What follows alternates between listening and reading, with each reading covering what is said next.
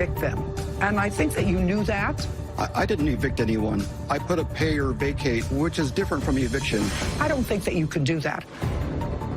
This is Judge Judy.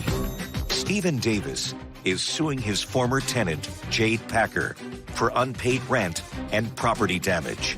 Judge, this is case number 129 on the calendar in the matter of Davis versus Packer. Parties have been sworn in. Mr. Davis, you have a rental property. The defendant in December of last year signed a one-year lease. She moved into the apartment, I assume, in December. The rent on the apartment was $999 a month. It was a basement apartment, and she paid you a $999 security deposit. Is all of that correct? Yes, it is. She paid rent in January of $999? Yeah, she paid the rent, plus there is a... Just answer my question. Yes. She paid in January $999. Plus utilities. In yes. February, she paid you rent of $999. Right. What about in March? March was paid. She paid you $999. Yes. What about in April? April was paid. What about in May? May was paid.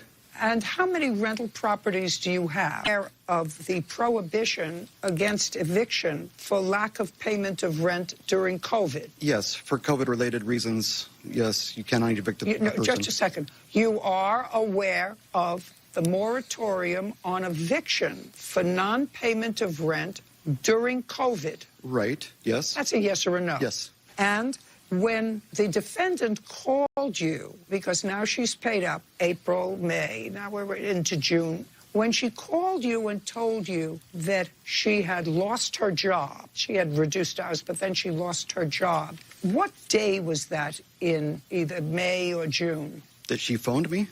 Yes. I don't have the date of when she called me. I don't have a recollection of that conversation. Okay. Is what you're telling me she never called you to tell you she wasn't paying June's rent? That's how I understand it, yes. So she did not pay you June's rent? Correct. And you put a 3-day notice to quit on her door. On what date? I told her I was going to post that on June 13th, and no, that was... June, just a second. When you told her that you were going to post that on June 13th, did she in that conversation tell you that she had lost her job? No, I have a text chain here that... So right here you can see where I've highlighted. And just a second. Yeah, okay. Just a sec. Don't highlight anything for me. I can read. All right, all right. I need the rent. If I don't get at least half by 5 p.m. Friday, I will post a 3-day notice to vacate. That gives you 3 business days to either vacate or pay the rent in full. Now, you knew that you weren't permitted to do that. No, that is not my understanding. Okay, can we get together this week and make arrangements for you to vacate the apartment? Of course, you can stay, but you need to get current on the rent. Either one needs to happen by the end of the month. I won't make you pay June rent if you get your stuff out by June 30th and clean the place. I won't make you pay June's rent. Well, that you're sending her in June, Mr. Davis, and my understanding is you already had June's rent or enough to cover June's rent by her security. Well, the security deposit went to... No. I didn't ask you what it went for. I'm talking about you're gratuitously saying to her, if you get out by June 30th, you won't have to pay June's rent. You and I both know that based upon what you wrote to her, you were keeping June's rent because she was breaking the lease, right? Because you had a year's lease with her and only 6 months to her, because you didn't mention her security deposit. Right. So we know that. Yes. We know that. Okay. Okay. I just, I'm not a landlord. I'm a judge. I don't have rental property, but I know people who have more than one rental unit. Right. Understand, because I've been doing this now for 25 years. Holy crow. So you weren't being really nice to her by saying, as long as you leave the place neat, I won't charge you for June's rent if you're out by June 30th, because you already had her June's rent in security, which you weren't returning to her. You weren't giving her a free month's rent. Well, I would have returned the security deposit. Shoulda, woulda, coulda. Shoulda, woulda, coulda. You wouldn't have. I know you wouldn't have. You know you wouldn't have. And what you did by posting a 3-day notice to her for non-payment of rent, when she had really faithfully paid her rent for the first 6 months, you know was the wrong thing. You know that if you took her to court to evict her, you wouldn't have been able to do that. Now I finished with him for a second because he's suing for a whole bunch of unpaid rent and property damage. So he already has your security deposit. You moved out in July. The first week of July. What date in July? I don't remember the exact date. I know it was in the first week because I couldn't get a truck to move all my stuff out. So it was getting prolonged because I didn't have the money since I didn't have a job to get all my stuff out. Until what date were you working there? I think June 10th. Did you start to collect unemployment? No. Why not? Because my company said that I didn't lose my job due to COVID. What did you lose your job over? I lose my job because of COVID. I don't know why they told them that. So you didn't get unemployment. If you don't get unemployment, that means that you quit your job. I didn't quit. I did leave my job, but it was for COVID reasons. Well, explain that to me. So you left your job. You didn't get fired. I didn't go in because most of our houses were being shut down for COVID because I worked with residential. And so they were getting shut down for COVID, and there was nowhere for me to go. So they were going to try to have me quarantine with the clients for over 2 weeks, and I have a 4-year-old son that I couldn't do it. Okay, got it. Does your 4-year-old son live with you? Yes. Okay. Now, I want you to show me pictures, Mr. Davis, of what you allege the damage is that the defendant did that was in excess of her security deposit. Okay. This is the first picture I will show you of a few. This is how the apartment was kept and how it was left. And how it was left? Yes. Is that how you left the apartment, Miss Packer? Is that how you left the apartment? No, well, there where was would he get all that stuff from? That must have been taken Where would he before get the moving out. Because there was a lot of stuff in my front room, but when I left, there wasn't that much stuff left in the front room. Well, show me a picture of what was left. I don't have it. I just was trying to get out as fast as I can. Why? You had notice. I had until the 30th, and by the time I got the notice, it was because I was house sitting for my best friend. I had about 5 days. You were house sitting for your friend where? Downtown Salt Lake. She was in Idaho. Let me see the other pictures, please, Mr. Davis.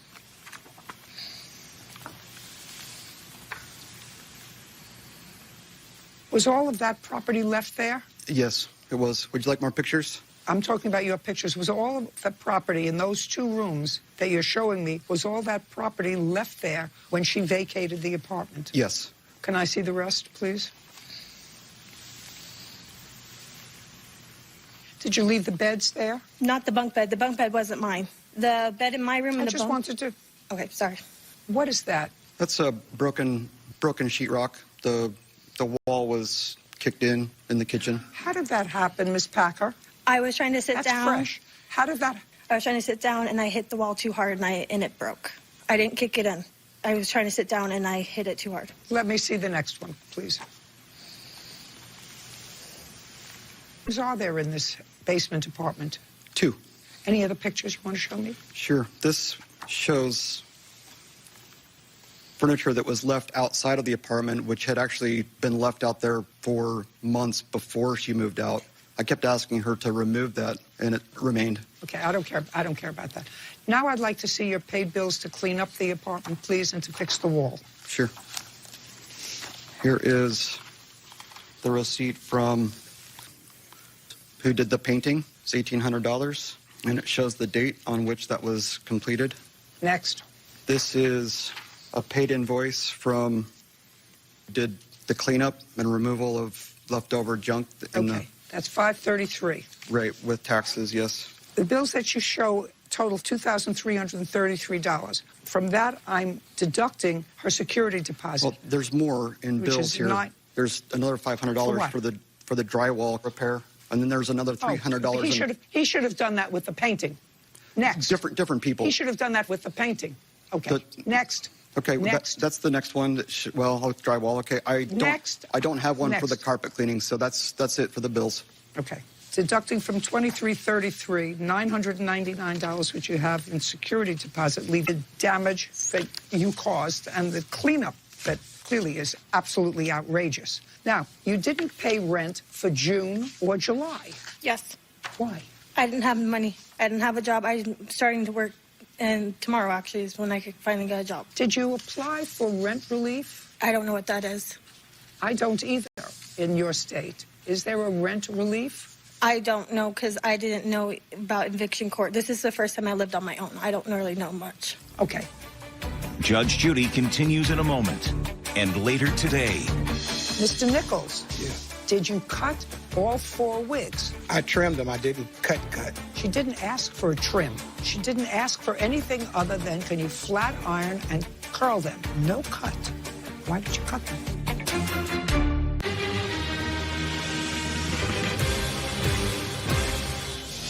Stephen Davis says former tenant Jade Packer stopped paying rent and moved out. He also claims Jade left the apartment damaged. Okay. Now, Mr. Davis. Yes. Based upon the moratorium, and I haven't seen any prior cases with regards to the eviction moratorium, it's clear to me what I know of it is that if someone no longer is able to work and landlord cannot evict them, and I think that you knew that.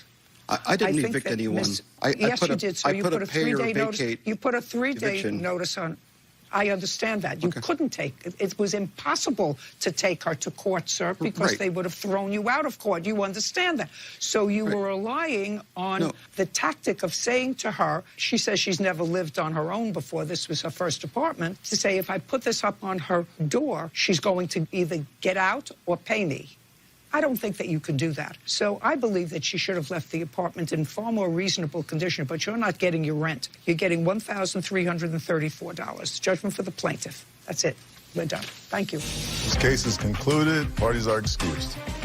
The defendant owes me money for rent under Utah law. I don't know if he was able to do what he did to me or not. I can collect the amount of rent that I lost until I have no idea. I just know I couldn't pay rent. the new tenant arrived, which was in September. And then I had to make a decision for me and my son. This was not a COVID-related incident. I lost my job due to COVID. She just refused to pay. When he took those pictures, it was before I even got in there, too, because he changed the locks on me before I could even do anything. And I just don't think it's right for someone to leave an apartment looking like it was Bay Versus Nichols. Step to the podium, please. Teray Wilson is suing salon owner Reginald Nichols for damaging her wigs when he cut them without her permission.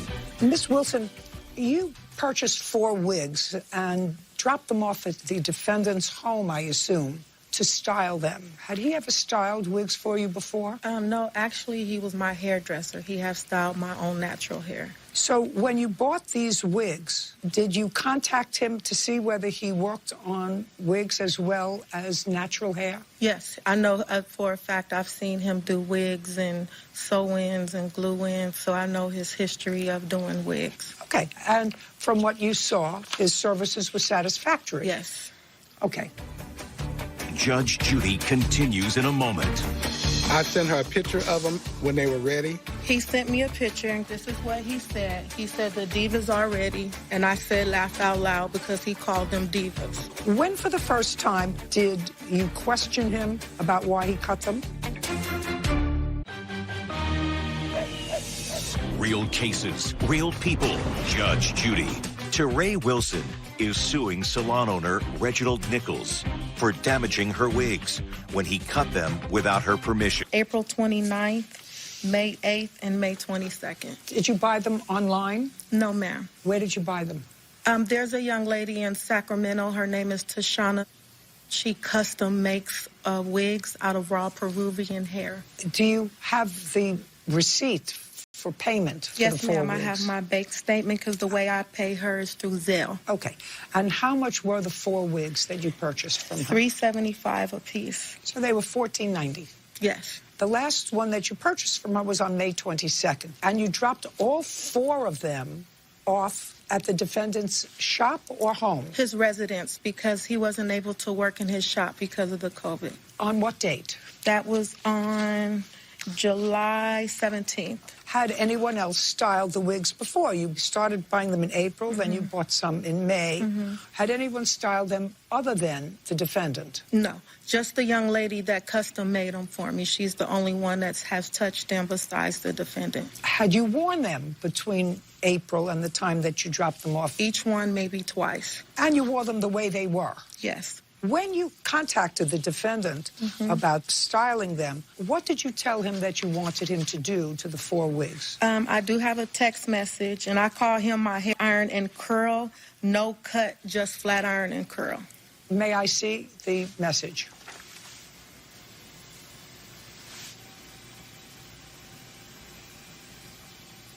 So you dropped them off. Yes, ma'am. Mr. Nichols, Yes. did you cut all 4 wigs? I trimmed them. I didn't cut. Well, cut, trim, you took a scissor to them. Yes, I did. Okay. Well, you're not allowed to do that. She was very specific. She said to you, hey, husband, if I bring you my wigs, can you curl and flat iron them? No cut, just curl. Why didn't you ask her? She didn't ask for a trim. She didn't ask for anything other than, can you flat iron and curl them? No cut. Why did you cut them? She wants her money back. She said, I wore them. I wore each of them twice. They were different. I wanted them just the way they were when I bought them. And now, because you gave them a trim, they're 4 different wigs. Why wouldn't you call her and say, you said no cut. Do you want me to trim them? You communicate with her. Why would you do that? I wasn't thinking. Weren't thinking. Okay. So not thinking is going to cost you $14.90, and she paid you $30 to cut them because she didn't see them because of COVID. She didn't come in. You just gave them to her. That's what you say. Is that right? No, I sent her a But picture. you didn't inspect them. Till I get home. I sent her a picture of them when they were ready, and then I showed them to her on the head when I gave them to her when she pulled up in the car. Is that true? He sent me a picture, and if I can put it up here. Yes, please. Okay. This is what he said. He said the divas are ready, and I said laugh out loud because he called them divas. So when I got to his home, he brought them outside on a mannequin head, the mannequin heads that I gave him because I didn't know if he had any at home because of the COVID and the COVID that was going on. Mr. Nichols has a mom, an elderly mom at home. I did not want to stay there chit-chatting with him. Okay, don't tell me the whole story. Okay. Okay. Judge Judy continues in a moment. Closed captioning sponsored by. Want justice? Go to judgejudy.com. Like us on Facebook and follow us on Twitter. So you saw them.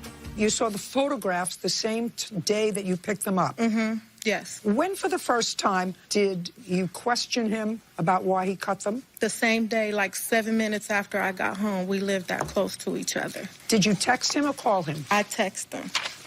And I do May I have the see it, text please? messages here as well. I'd like to see it. I'd like to see the text messages.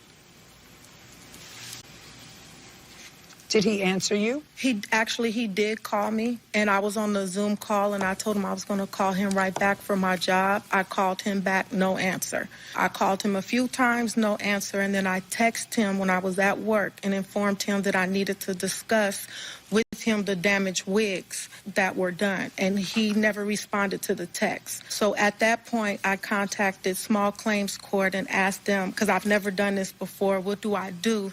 And, Got it. Okay. Judgment for the plaintiff in the amount of $15.20. Thank you. We're done. Next time, think, Mr. Nichols. Case included, parties are excused. And on the next Judge Judy. The dog ingested something. He was in great pain. It's part of a rubber ball.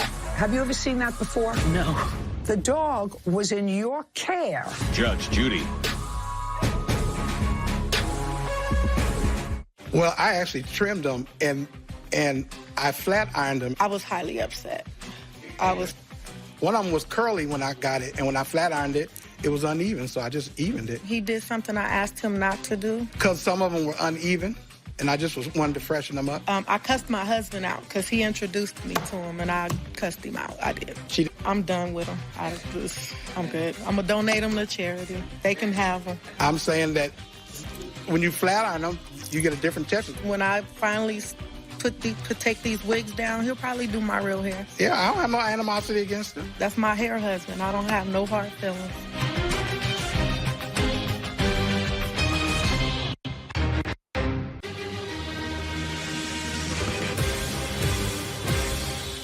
I did not think anything like this could possibly occur. After a night with the sitter, The dog ingested something. a day under the knife, Your dog had surgery. He was horrible. In pain, great pain. and the evidence isn't bouncing her way. It's a rubber ball. Part of a rubber ball. Have you ever seen that before? No. The dog was in your care. This is Judge Judy.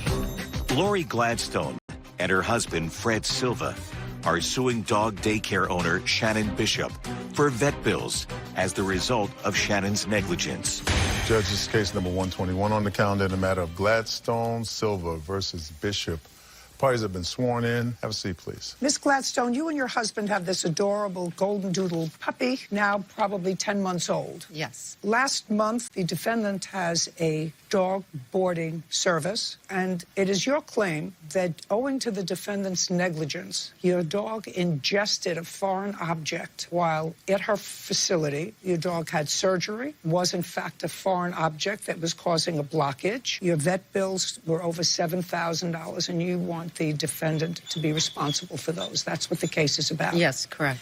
The defendant has a counterclaim. The defendant's counterclaim is that you never paid for the boarding services, and in addition to that, that you defamed her on the internet in her business. So, a couple of questions. Have you or have you not used the defendant's services before? Yes, I have. For this dog?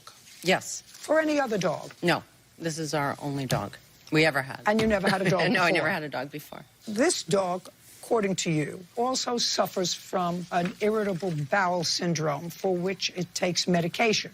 Yes, Is that correct? Prior to October, I think it was 23rd, is that it? October Yes. 23rd to the 25th?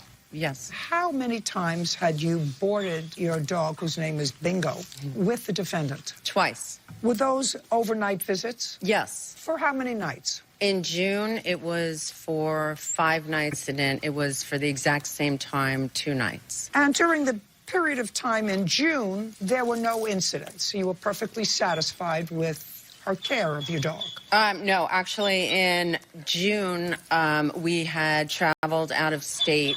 We extended our stay, and our dog actually was on very specific medicine for his IBS. I mean, food. He was on a specific prescribed diet from the vet. And we decided to extend our stay for a couple of days in Mexico, to which I texted Miss Bishop and told her that we didn't pack enough food, we'd be staying, and this was the exact food we needed for Bingo. And could she please get that? Would that be possible? A few days later, she texted me that he had been projectile vomiting into other dogs' crates. He was very ill and needed to go to the vet, and I was in Mexico. I said, I'm not able to do that.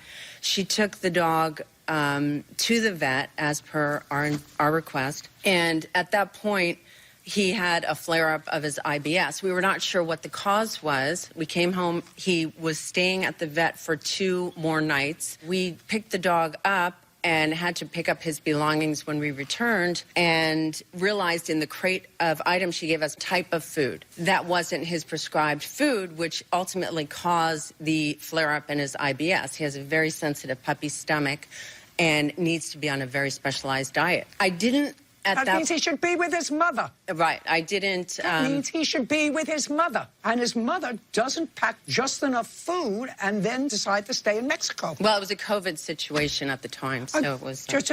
If you went in June, that was during COVID. Well, the dog was in her care and was instructed to give medicine. So, I mean, that was... I entrusted her and her pet sitting service to provide the care. Ms. Gladstone, personal responsibility. Personal responsibility. You've never had a pet before. You have a pet now that has, according to you, an illness in a young dog. Irritable bowel syndrome in a young dog is an unusual illness. I've had dogs all my life, so I know it is an unusual illness for a puppy. So listen to what you just told me. You went to Mexico during COVID. You left your puppy with her in June. In what month did you get the dog? In April. So you had the dog for, let's say, 8 weeks. During that 8-week period of time, the dog was diagnosed with, because I assume you didn't buy the dog. No, we adopted the dog. We adopted the dog, and at that point in time. Well, he should have been, because if you have a puppy that has a problem immediately, then the first thing you do is take it to a vet within the first week. Within the first 5 days, especially if you adopted the dog. What I'm telling you is this is what you just told me. You got a puppy. The puppy was sick. You went to Mexico in June for 5 days. You weren't supposed to be there for 5 days. You extended your stay, but you only provided the sitter for enough food for 2 days. You extended the stay and then said to her, this is what the dog needs for its stomach. According to you, she didn't get it. which would have said to me as a pet owner, you know what? The dog was sick. When it came back from her, she returned the dog in the crate. She told me that the dog was sick. No, she didn't. I'm not leaving She my didn't dog take the again dog. with her. No, I'm- she took. Okay. She told you the dog was sick and projectile vomiting into other dogs' crates, and she took it to a vet. So, according to you, when you got the crate back, you saw that she didn't get the food that you asked her to get for you. So what did you do? You went away again and left your dog again with her. But there was a period I Miss didn't Gladstone, use her. I didn't use her for a long period of time. Your Honor? Well, just a second. Did you use anyone else? Yes, we did. Because then it became... Miss Gladstone, you're not following me. If I leave my child with a babysitter and I've given specific instructions to the babysitter and the instructions are not followed, I don't use that babysitter again. Because you did leave the dog again with her twice. Right. I wasn't dissatisfied with her to that degree. I did not think anything like this could possibly occur. You're absolutely right. Well, and just a since second, then, I used her for day sitting. I used her for, she does dog walking during the day. A lot of the dogs in the neighborhood go to her for play dates during the day from 10 to 3 or 4. I used her so that the dog could play with his friends and other dogs at her house, and I didn't feel like there would be an issue. So after time, well, that's what we were going... Miss Gladstone, pay attention. I asked you, when you used her before, my question to you was a simple one when you went off. I said, when you used her before, because you said you had, were you satisfied? You said to me, not really. When I left her in June, and you proceeded to tell me the whole story. Well, I had questions because I had questions in the back of my mind that I couldn't prove. I couldn't prove it. I said to you, were you satisfied? You said no. And if you weren't, the whole lawsuit is about is that you claimed that while the dog was in her care, the third time you left the dog with her on an overnight stay, and in between you would let her walk the dog, day sit the dog, and I assume continue to be satisfied, and other people in your neighborhood do the same thing, and according to you, that goes to her countersuit. You say that the dog required surgery. On what day did the dog require surgery? Was that the day you came home? The day we chose to bring him to the vet the day after we came home because I have a letter from my vet right here, if you'd like to see. I don't read letters from a vet. Okay, well, the vet said that he ingested it's a medical report. No, it's a medical report. This is a page from the medical report. Just a second. I will absolutely read a medical report, not a letter. Oh, no, I'm sorry. I apologize. It's a page from the... Not a to whom it may concern letter. This is a medical report. Yeah, right. Okay, where did you go on October 23rd Palm to 25th? Springs. We drove to Palm Springs for 2 nights. Okay, when you came home from Palm Springs, you came home on the 25th. You took the dog...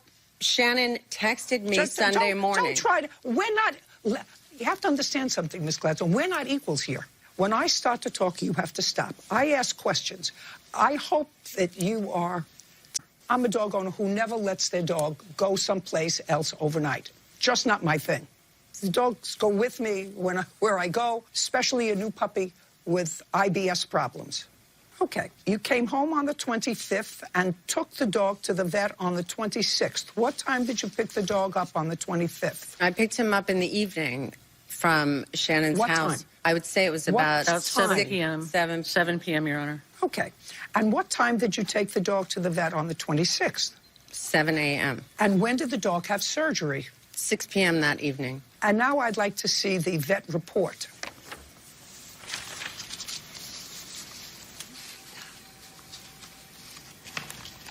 That's one piece of it. I have another. Just a second. Shh. Just a second. Did the doctor give you what they had taken out? Yes. I'd like to see it.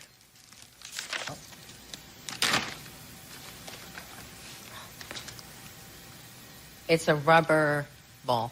Oh, it's part of a rubber ball. Is that what it is? Yes. Miss Bishop. Yes, Your Honor. Have you ever seen that before? No.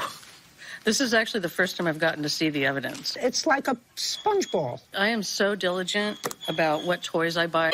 Balls small enough that dogs can tear them apart. I don't use... No, that looks like a bigger ball. This is It looks like a bigger ball, but just a piece of it. Is that what it looks like? Mm-hmm. Absolutely. Yeah. Judge Judy continues in a moment.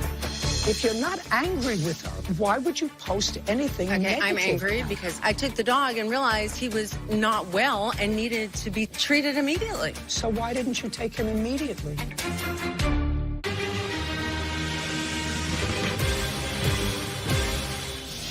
Lori Gladstone claims her dog swallowed a foreign object while in the care of dog daycare owner Shannon Bishop. Okay, I gather, Ms. Gladstone, from this report that I just read the following things. Dr. Liz said that discussed that foreign object most likely consumed within 24 hours of onset of clinical signs. Now, you went away on the 23rd. When did you speak to the defendant when she first reported to you that the dog was lethargic? 10:25 on Sunday at 11:40, she texted me that Bingo had thrown up 3 times over the backyard, his breakfast, and asked if he'd done 40. That was the day you were coming home? Yes. Mm-hmm. And that was the first time she had told you? Yes. He had and no you would symptoms. drop the dog off? He had no symptoms up until throwing up. He was playing Friday and Saturday like there was not a care in the world. Right, so the... Okay. According to this doctor, correct, the object was probably ingested within 24 hours of the onset of the problem, which means, Miss Bishop, that the dog was in your care when the dog ingested something.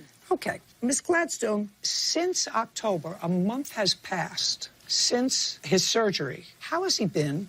Oh, when he recovered from the surgery, he's fabulous. He's on medication. He's on medication to control all of it. Miss Gladstone, the defendant, based upon what I'm reading, may or may not be partially responsible, but you seem to think that it was as a result of her negligence. Right, and I will tell you why. But this is somebody that not only you and all of your friends used consistently for daycare and for overnight care. So if, when playing with a rubber ball, the dog playfully pulled it apart and ate a piece of that, that was the... And according to you, it had been on play dates and daycare without overnights and at least 3 overnight visits, 1 for 5 days. So this isn't somebody who's a negligent person. Otherwise, you would be a stupid person to let your dog go to stay with her again at least twice overnight and multiple times during the day. You seem to be angry with her. I'm not at all angry. Well, if you're not angry and if you understand that she runs a business that you were satisfied with for many months and that took the burden off of you when you wanted to go to Mexico and Palm Springs, according to your vet, every other weekend. That's according to your vet, that he's taken care of by various sitters when you're out of town, which is frequently. You use her, and if you're not angry with her, explain the posts that you put up about her. You don't know how long that object had been in your dog. Your vet said probably ingested within 24 hours of the onset of the illness. She advised you at 11:40, not even 48 hours after you left the dog with her, that the dog was vomiting, was lethargic. It's possible that the dog ate something in her house. What I'm asking, so angry with her. I mean, look, it's an unfortunate situation. I was very happy with Shannon's care. I had suspicions about flare-ups in his IBS. Okay. I took the dog and realized he was not well and needed to be taken, treated immediately. So why didn't you take him immediately? It was late by the time we got him home, assessed him, tried to figure out what course of action to do because his vet was closed. And we thought, you know what, he's exhausted. He looks like he could sleep. We had spoken to the medical facility and they said, you most likely can bring him in the morning, let him sleep. So 7 a.m. we brought him to our vet. And she diagnosed him and and said he needed to be transported immediately for trauma. Just a second. You picked up the dog, and the dog appeared to be sick. You said he wasn't himself. We were very worried. He had been throwing up, and he looked awful. My dog, at 7 o'clock at night, I would have taken him to an emergency vet. That's what I would have done. Judge Judy continues in a moment. But when you are in a service business and somebody is dissatisfied, they are entitled to communicate with their friends her opinion. That doesn't mean that I, in a legal sense, believe you're responsible for what happened to her dog. Real cases. Gladstone says dog daycare owner Shannon Bishop owes for vet bills after Lori's dog swallowed a foreign object while in Shannon's care. Okay. May I see what she wrote about you on the internet? These were Facebook posts, some of them. I've highlighted some of them. Not even money will make this okay. I've never not to mentioned her worry, name he'll be once. bouncing. Never mentioned her name. Just a second. I'm just reading it. It was clearly not supervised. Well, that's your opinion. She's allowed to say that. It was clearly not supervised. Keep going. Okay. Ms. Bishop, I'm going to address your counterclaim. Okay. I'm dismissing your counterclaim. I'm dismissing your counterclaim because she is clearly someone who was angry and upset. Her dog was sick. She probably almost lost the dog. She's clearly attached to the dog. She's never had an animal before. She leaves the dog with other people when they go away. And the dog is a dog that has its own problems and had its own problems from probably a very young age, who probably this exacerbated ingesting something in whosever care it was who, when he ingested it, probably exacerbated a pre-existing condition. Certainly. She was upset. Certainly. And she was venting to friends. And The problem with that is 90% of my business is referral and word of mouth. I only have my reputation to go on. So when there's being thrown through the mud through people who know me and could possibly potential customers, that's a problem for me. That's always true. But when you are in a service business and somebody is dissatisfied, they are entitled to communicate with their friends and her opinion. That doesn't mean that I, in a legal sense, believe you're responsible for what happened to her dog. Judge Judy continues in a moment. Closed captioning sponsored by. Want justice? Go to judgejudy.com. Like us on Facebook and follow us on Twitter. Okay. She left her dog with you for 48 hours. Within that period of time, the dog developed symptoms that she said hadn't happened before. Well, she came home, and what she didn't do the night that she came home is she went to sleep, put the dog to sleep until the next morning. And if your dog is that sick, then if you are a dog person, which you're becoming, you take the dog to an emergency facility if you think that it's a life-threatening situation. That's what you do. I didn't hear it was life-threatening. I can't. Well, if you didn't think that it was life-threatening, why would you think that she would think it's life-threatening? She was throwing up all day. That's I just ridiculous. wanted to know. I don't understand. I actually don't think you should have an animal. Actually, I think that you have a certain lifestyle, and your lifestyle is inconsistent with caring for an animal that's going to be sick probably and be on medication forever. Well, that's not what the doctor wrote in her report. The doctor. Anyway, your case is dismissed. We're finished. We're done. Case is concluded. Parties are excused. And on the next Judge Judy, a trucker takes a spin with the company credit card. The refrigerator trailer ran out of fuel because he was in gambling. You know that I think that you're a thief. Judge Judy. This dog is a part of our life. It's our family. I was not negligent. I am so careful about how I care for those dogs like they're my own. You know, we're just happy Bingo's back and healthy, and, you know, we can move on. He's a super cute dog. He's a handful, but I'm glad he's okay.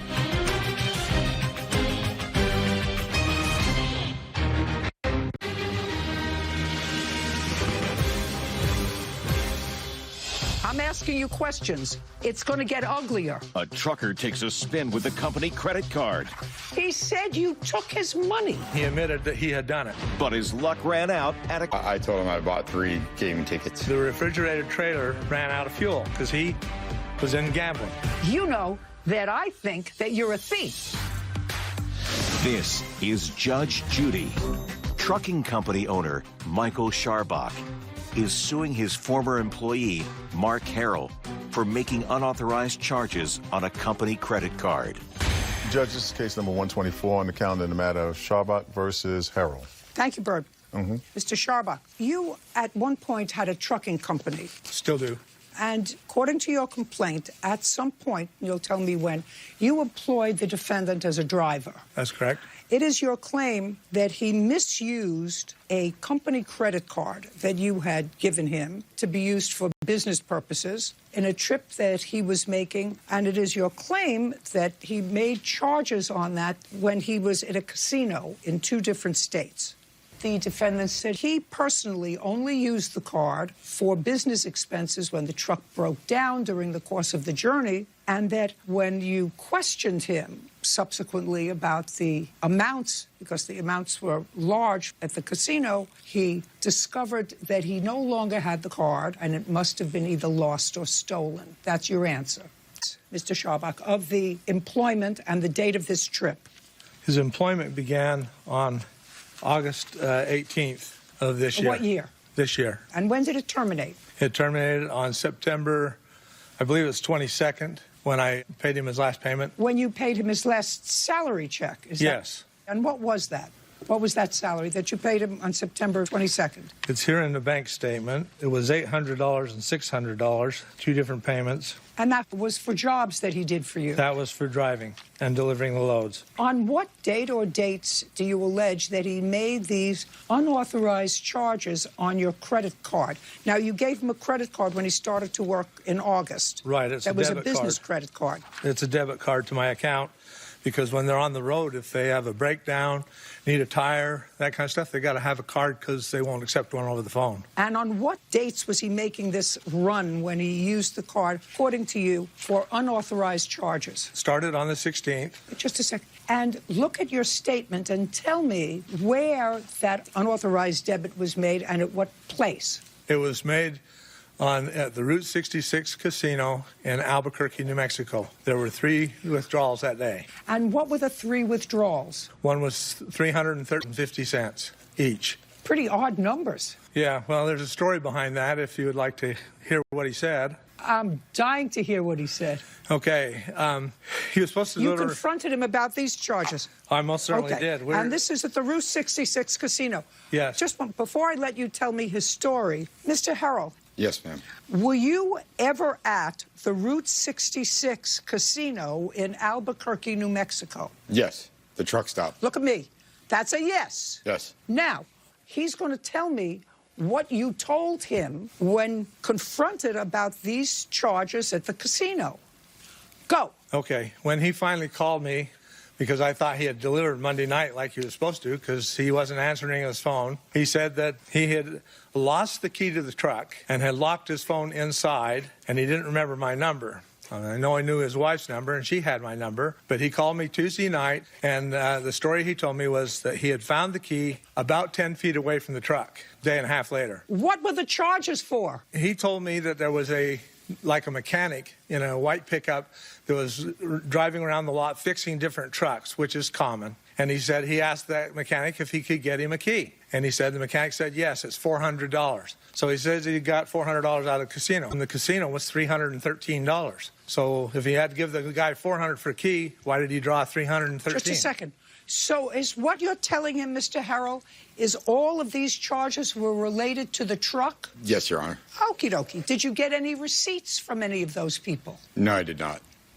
And first, if I may clarify, it wasn't Tuesday that I called him. It was Monday before my delivery. Okay. No, it wasn't. It was Tuesday. It was absolutely Mr. Harrell, I want you to pay careful attention to me. I read your answer. And at some point, you said to your employer, oops, those aren't my charges. I don't have the card. I must have lost it, or it was stolen. I never said it was stolen. Or lost. Yes. Okay, that's what you said in your answer, because you said, I told him that those weren't my charges. I then realized I didn't have the card, and I must have left it somewhere. In Oklahoma. He told me not to worry about it. What? In Oklahoma. I didn't leave it in Albuquerque. It was then I realized I didn't have the card and that it must have been left somewhere. He told me not to worry because he would report the car stolen and get the funds back through his bank. That's what you wrote in your answer. That's what you swore to, sir. So there must have been some charges on the debit card. I lost the card and somebody knew the PIN number in order to get into it, because you needed a PIN number, right? No. Yes, you didn't need it. All you needed was the card. To draw from the ATM. It was ran credit. I didn't draw money out. I made a purchase. Oh, you lie. What did you purchase? What did you purchase? So I bought I purchased Listen a gaming ticket, which is not cash. A gaming ticket. Correct. Just a second. I'm asking you questions. It's going to get uglier. You purchased a gaming ticket. Well, that had nothing to do with the truck. And how much was the gaming ticket? $300. You know that I think that you're a thief. You may be a thief with a jacket and a tie, but did you tell your employer that you purchased a gaming ticket for $300? Yes. No. Interesting. So tell me at what point that you told him that you purchased a gaming ticket, because you needed a PIN number to take money out of an ATM. Tell me, I'm looking at your answer. When did you tell him that you had, in fact, done some spending at the casino? Monday or probably around noon. I told him I bought 3 gaming tickets to pay for 3 gaming tickets? Yes, because the mobile mechanic was the one that told me I could do that because he required cash. He would not. Gaming ticket, I will take it and cash it in. Oh, run this by me again. I love it. The mechanic from whom you do not have a receipt or a name told you to buy a gaming ticket, and what did you do with the gaming ticket? I took it to him. Don't look over there. I gave it to him. You gave him the gaming ticket? Yes, Your Honor. And you spent $300 for it? Yes. What else did you spend on the card? Nothing. Well, then why would it be relevant, sir? Why would it be relevant that you told him that you didn't have the card if you didn't spend anything on the card? Because if it was used at ATMs, if what the unauthorized purchases, which you said you didn't make, except for this gaming ticket, everything else came out of an ATM, which required a PIN number. So how many withdrawals did you make from the ATM using a PIN number? None. None? Correct. Okay. Now, so what do we have on your ledger from your debit card that he had use of during that period of time? 15th, 16th. Read it to me, starting with the date. September 15th at the Route 66 Casino. $314. Okay, how much? And 95 cents, excuse me. And was that from the ATM? Yes. On that date, $416.95, or $18.95. Okay, very good. 9/15. Are there any other charges after the 15th? Now, he already said he purchased a gaming card for $300. Yeah, I'm going to show you one that shows that he has the card after that point, because when he was talking to me, he says it was on Monday. It was on Tuesday, because while he was talking to me, the refrigerated trailer ran out of fuel. It's got $60,000 of yogurt on it, ran out of fuel because he was in gambling. That's my personal opinion, of course. But when it ran out of fuel, reefers are extremely hard to start when they ran out of fuel. He had to go up to a service station, and here's the sales receipt, which he did paid with the card, and here's that receipt. Okay, but that's for fuel, so I'm not... Right, but it's not, And that just shows you that he had the card then. Exactly, on that date. That's all I'm trying to show. Right.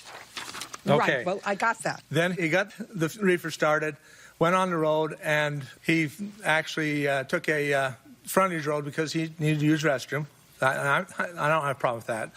But he hit a tire that was in the road and knocked off 2 valves off of the tanks and came to a dead race, the brake system. I got a mechanic. Listen to me.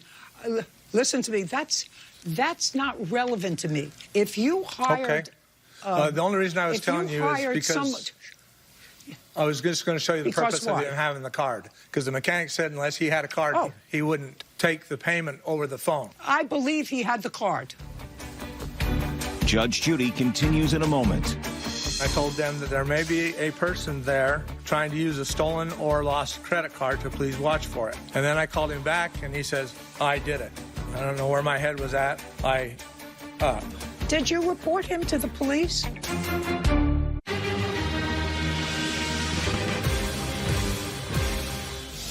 Trucking company owner Michael Scharbach is accusing former employee Mark Harrell of theft after Mark allegedly made unauthorized charges on a company credit card. Now, I believe he had the card. I believe he had the card, and all of the charges that were made on the card during the time of this trip he made. The ones that he made that because of his own negligence, well, that's your problem. You didn't hire a great driver.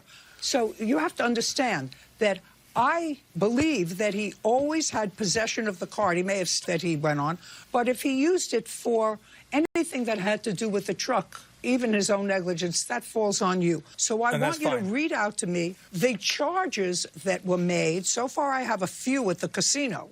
Okay, on 9/17, he was at the WinStar Casino, used the card with the PIN. Another casino. Yes, in Thackerville, Oklahoma. He drove my truck 70 miles from Fort Worth up to Thackerville to gamble. How much was used at that casino? The first draw was $313. The next draw was $416.50. And there was a total of 5 of those draws, so that I don't over-repeat myself, of that amount, $416.50. And that was with the use of a PIN number, because they came out of an ATM. That's correct. Okay. And have you since changed your PIN number? Well, as soon as he told me he lost the card, I called and canceled the card and reported it stolen. And then I called him back, and he admitted that he had done it. Oh, on what date did you have this conversation with him? On 9/17, when I noticed all this money was out of my account, and I was asking what the heck. Would you tell me about that conversation, sir? Sure. Tell me about that conversation. Well, when I first called him, I asked him, how come all this money's out of my account in Thackerville, Oklahoma? He says, I didn't do it. And I said, okay, wallet for the card. He says, nope, I don't have the card in my wallet. I must have lost it. I says, were you in Thackerville? He goes, yes, I was in Thackerville. So then I called the casino after I called Chase Bank and shut off the card, and I told them that there may be a person there trying to use a stolen or lost credit card to please watch for it. And then I called him back, and he says, I did it. I don't know where my head was at. He only used the word. And then he asked if I could work with him and he could possibly pay it back over 3 months of driving. And what did you tell him? I told him I would call Chase Bank. You told him goodbye? Well, no, I couldn't do it right there because I would have had to chase the truck clear out into Texas. Right, I understand that. You told him goodbye on the 22nd of September. Right, when we went, my nephew and I went and picked up the truck. Did you report him to the police? Judge Judy continues in a moment. So you're giving me PSA rules as opposed to being a thief? Correct. We both know you took his money, not for the truck, for you. And your excuse is, well, he did something wrong too. Do you understand what I'm saying to you? No, you don't. Real cases, real people. Judge Judy. Michael Scharbach says former employee Mark Harrell used a... Did you report him to the police? I have not yet, because I thought I was going to get it paid back. I will be honest, Your Honor, I don't like to have somebody have to go to prison, but if I don't get justice from him, I will go to the police and they can get the videos. It's not a question of justice from him. If he is a thief and screwed up, maybe he has an addiction, but somebody else who's contemplating hiring him should have the information available. Right, and they're supposed to contact me by legal, and he didn't report that he had driven for me. He's hired on to the new Number one, sir, you 1099 me. You don't even pay taxes on your employees. That's right. You're a contract employer. If you want to talk about morality here. Mr. Harrell. I actually did report him. I actually do put him down on the application. You're talking apples and oranges, sir.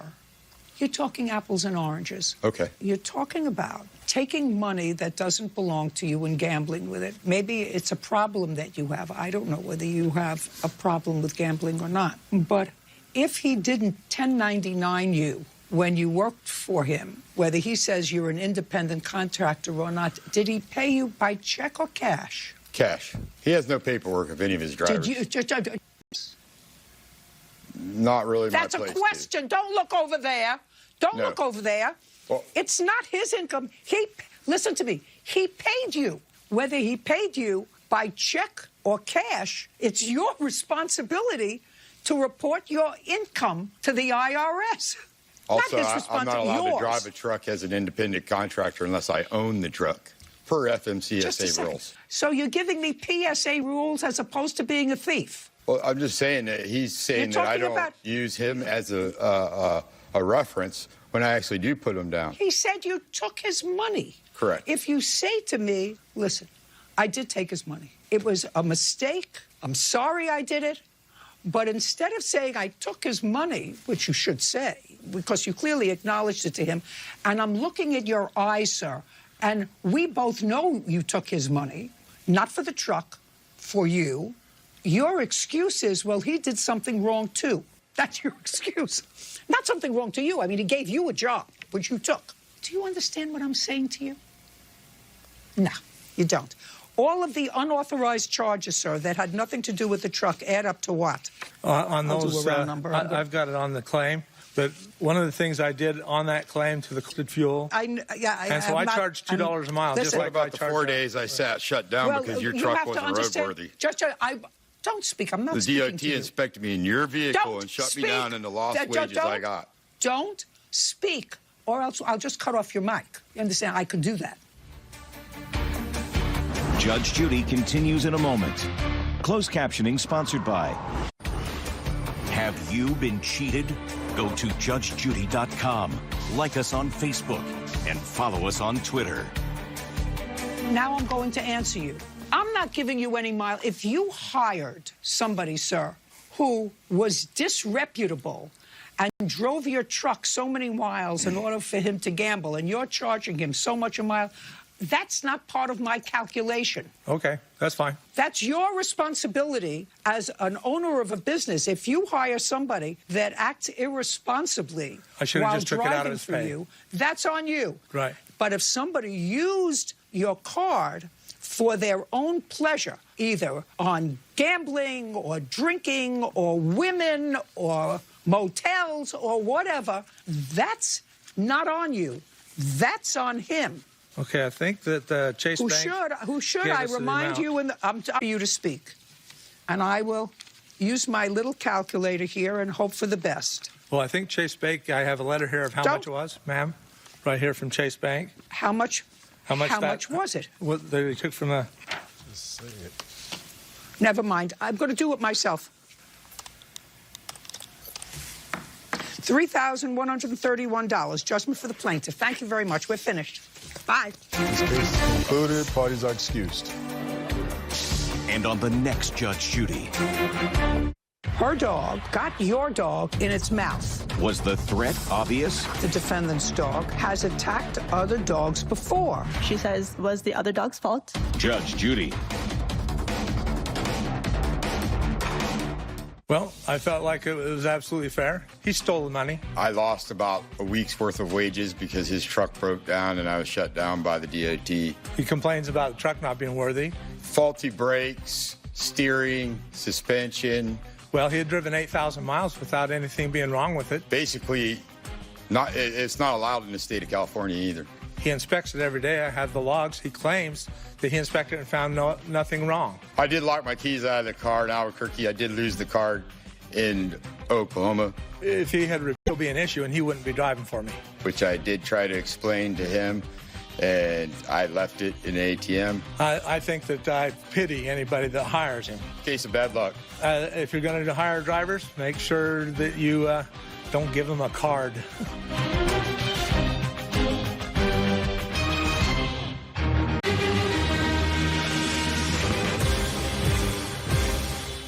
Her friend's dog was too frisky. Pappy came barking at us. He was nipping at my dog's face. And they're all off leash at this point. Then the tables turned. Her dog got your dog in its mouth. The dog was rushed to a vet, had to have surgery. Was the threat obvious? The defendant's dog has attacked other dogs before. Each time she says was the other dog's fault. This is Judge Judy. Michelle Kirby and boyfriend Tim Lim are suing their former friend Niharika Venad for vet bills due to a dog attack. Judge, this is case number 123 on the calendar in the matter of Kirby Lim versus Venad. Parties have been sworn in. Thank you, Burb. Miss Kirby, this is your boyfriend, and I assume he's here because he covered some of this bill, or does he co-own the dog with you? He co-owns the dog. Stu, I'll call you. Sounds good. Thank you, sir. Okay, You and the defendant were friends. You made an appointment to meet for some wine, conversation, and take your dogs to a dog park. You had 2 dogs with you, a small dog, a miniature pinscher, and a dog that you say you were fostering. What kind of dog were you fostering? They said that she was a shepherd mix. Much larger dog. Yes, larger breed. And the defendant has a full-grown German shepherd, and you knew that. Yes. And you went to a dog park, and you both let your dogs off leash, correct? Yes, it wasn't a dog park. It was more of an open space, just to clarify. So it's not a formal dog park, and you all let your dogs off leash. How many dogs were there were off leash? That's correct. So it was my 2 dogs that I had with me, Nee's dog, and then my friend Abby's dog, so 4 dogs. And what kind of dogs does your friend Abby have? She has a Bernedoodle. And your pinscher weighs how much? 17 pounds. According to you, what happened was that the dogs were sort of playing around, and Pappy, your dog, yipped or barked at the defendant's German shepherd. And they're all off leash at this point. How far away from you and Miss Vinod were the dogs when... Pretty far, and then they came closer. So they were arriving at the park. The barking started. You mean, just a second, you mean they had gone far away from all of you? Oh, no, they were just arriving. So we had just arrived. We were there probably for 15 minutes, and Nee was not there yet. So it was me and Abby, and our dogs were playing, and then about... So it was you and your other friend, and the defendant arrived last. Correct. And your dogs and Abby's dog were off-leash playing. Yes, they were. And the defendant came to join you with her dog. Did you drive there by car or did you walk, Miss Vinod? I got there by car. It is about a 7-minute walk to the spot that they were at. When you got out of your car with your dog for this 7-minute walk to where they were, was your dog on leash? Yes, he was. At what point did you take your dog off leash? When I got there and I saw their dogs playing off leash, I took their lead and I got Rocket off leash. Before or after you said hello to them? They were at the far end from the point where I entered, so I just smiled at them. The dogs were in the middle. I let Rocket off leash, and I was walking towards Michelle. She was sitting on a picnic bench at that point to set my things. Just a second, but you took your dog off leash when you saw her dog.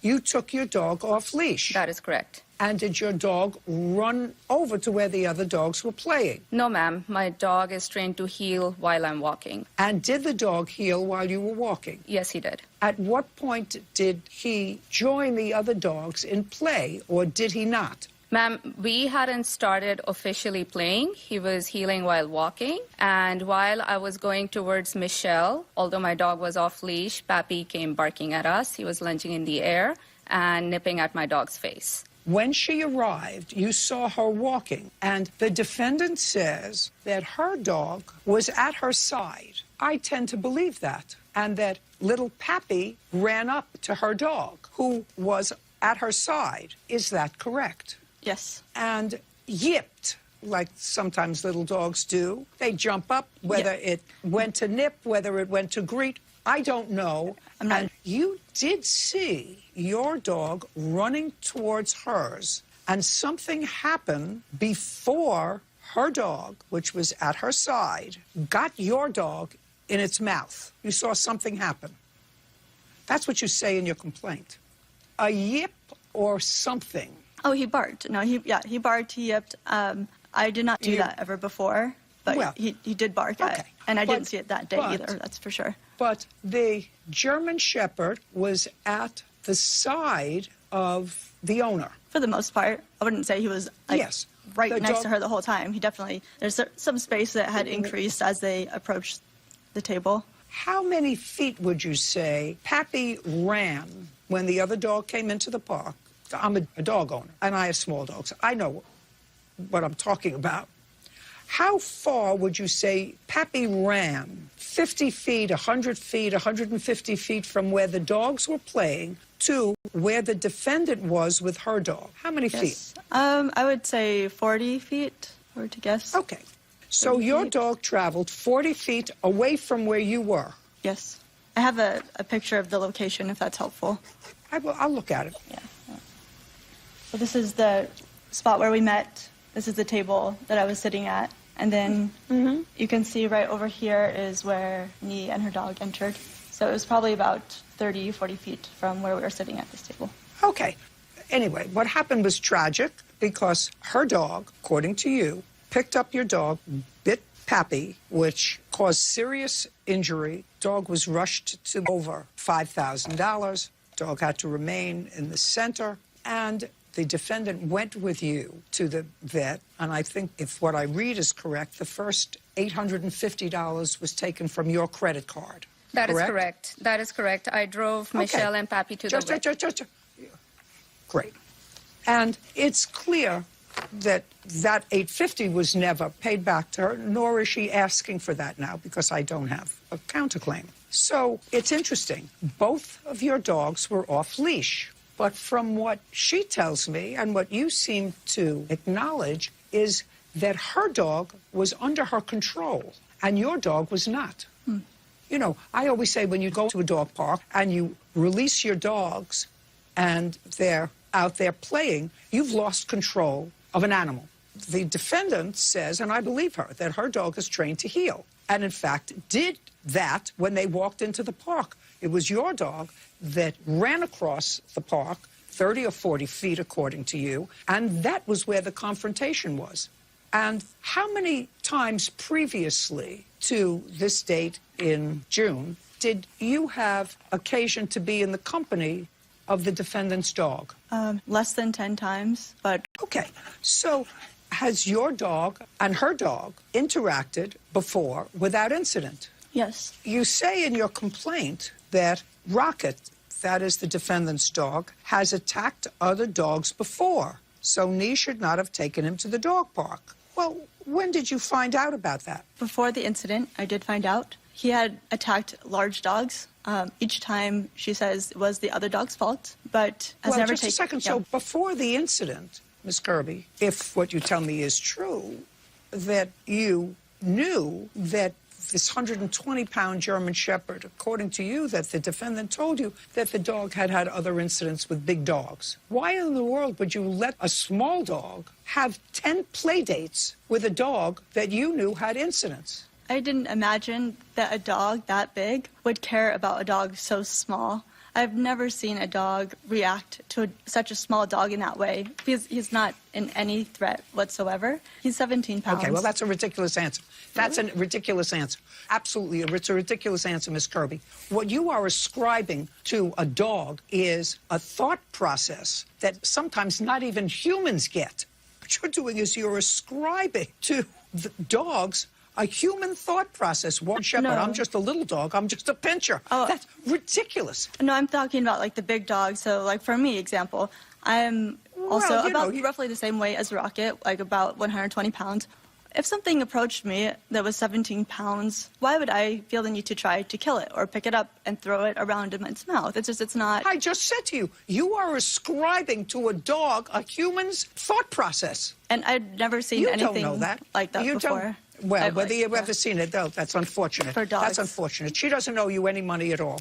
You took your dog, your 17-pound dog, on 10 play dates with a 120-pound dog without incident, and according to you, you had information before that that would have said to somebody, I'm not going to take my dog for another play date with this dog because it has vicious propensity. I wouldn't take my dogs off leash.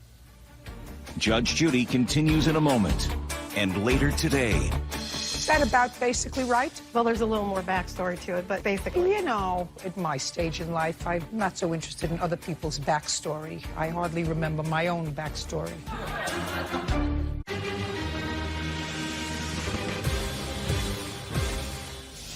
Michelle Kirby says a German Shepherd owned by former friend Niharika Vinod attacked...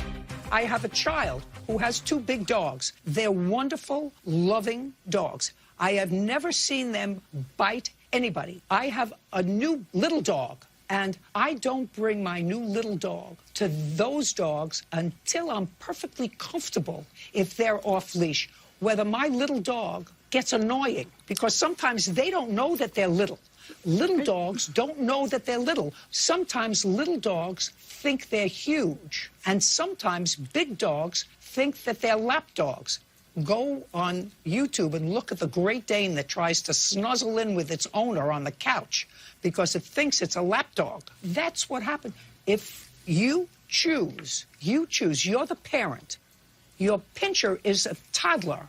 If you choose to put your toddler at risk by taking your toddler to a playfield where there are teenagers, it's possible that when they're running and playing touch football, they're going to hurt the toddler. So I wouldn't take my toddler. Here's like the example that... This isn't a conversation that we're having. You don't have a case against her. Well, here's the thing, Your Honor, I'm sorry, if you may, please let me explain that. You have her dog was not healing when he attacked my dog and did not let my dog go. We're done. Your Honor, we're done. You have no... Case is concluded. Parties are excused. Their dog approached our dog 3 times. My dog barked at her dog? We moved away about 25 to 30 feet away, but their dog continued to run towards us. Then her dog picked up my dog in his mouth and shook him back and forth as if you're a rodent or prey that he was trying to kill. Barking, lunging, and nipping the face. When her dog finally did let go of my dog, which is a clear indication of attack, I had to pick him up and apply pressure to his wounds. The big dogs are not always at fault, so that he wouldn't bleed to death as we got to the vet. They are not necessarily the primary aggressors in a situation. He's okay today. And now, the next case. All parties in the matter of Giavelli versus Perkins.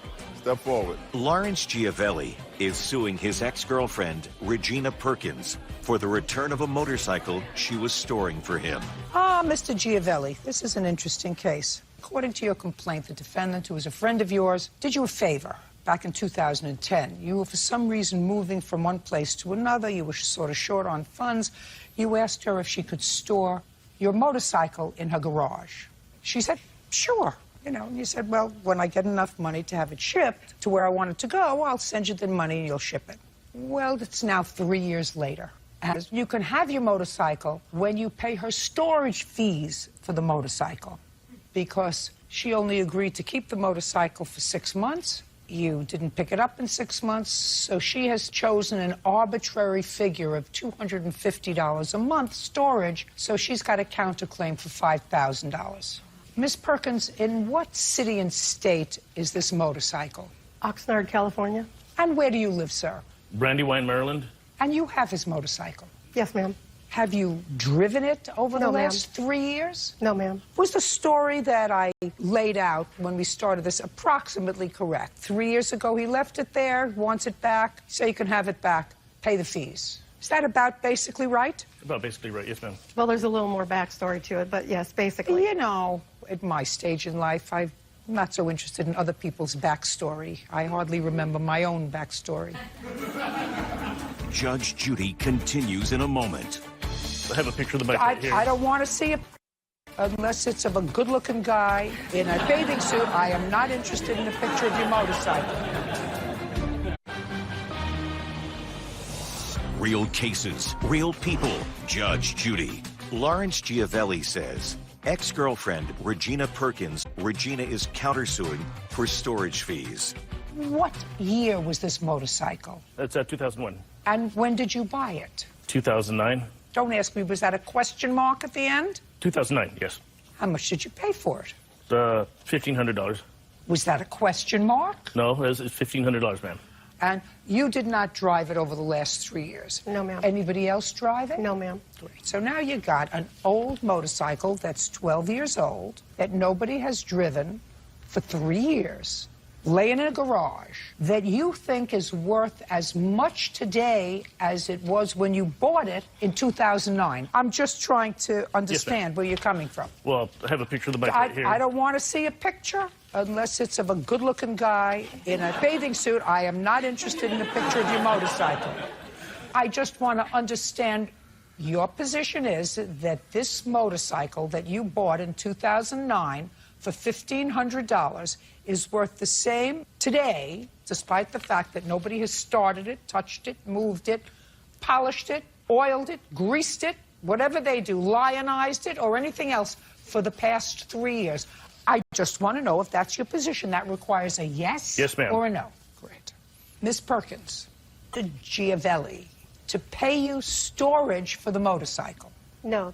So you cannot create a contract because you decide to create a contract unilaterally. Okay, the agreement was he could keep the bike there till August of 2011. Great. And if that's your agreement, and if you took it to the dump after that and treated it as abandoned property, if you could satisfy me that that was true, you would have been within your rights.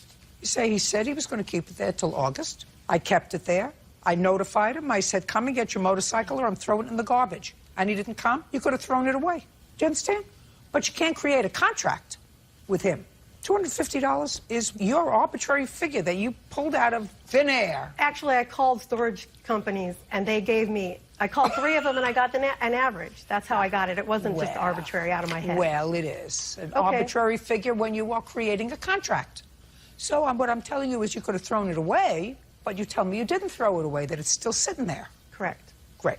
Now, Mr. Giavelli, do you want your motorcycle back? Yes, ma'am. Do you know what state you're in now? California. Do you know what state your motorcycle is in? California. Go and get it. Yes, ma'am. And what are you going to do with it when you go and get it? Take it back to... Supposed to do that? Have it shipped. Have it shipped? Yes, ma'am. And do you know how much that's going to cost? About $700. And you think the motorcycle is worth double that? Yes, ma'am. So it would be worthwhile for you. Yes, ma'am. Judge Judy continues in a moment. Closed captioning sponsored by... Have you been cheated? Go to judgejudy.com, like us on Facebook, and follow us on Twitter. You have 24 hours to get your motorcycle. We will give you an order. You have the title. Go with the police to her garage and get your motorcycle. I don't think that's fair, Your Honor, because out of respect, I didn't take it to the dump, and I took care of it for him for 3 years now. And I think I should be compensated for my time and effort and the things that it's cost me. What have you done with the motorcycle over the last 3 years? You've already told me that nobody drove it. Right. Out of respect for the gentleman and his property, I didn't want anything to happen to it. You said cost time and effort and money. I just want you to tell me. That's right. I have a picture of where it's stored, and it prevented me from using that whole side of my house. Could have thrown it away. When he left it, it leaked oil on my driveway. 24 hours, go and pick up your motorcycle. Your counterclaims system. You know, when I called the police, they told me I didn't have to give it to him because possession... Not your excuse. You may step out. Judge Judy continues in a moment. And on the next Judge Judy... That was an accident. Instead of reversing their boat, they suddenly accelerated. There are a lot of boats out there, and you don't know what in the world you're doing. Next Judge Judy.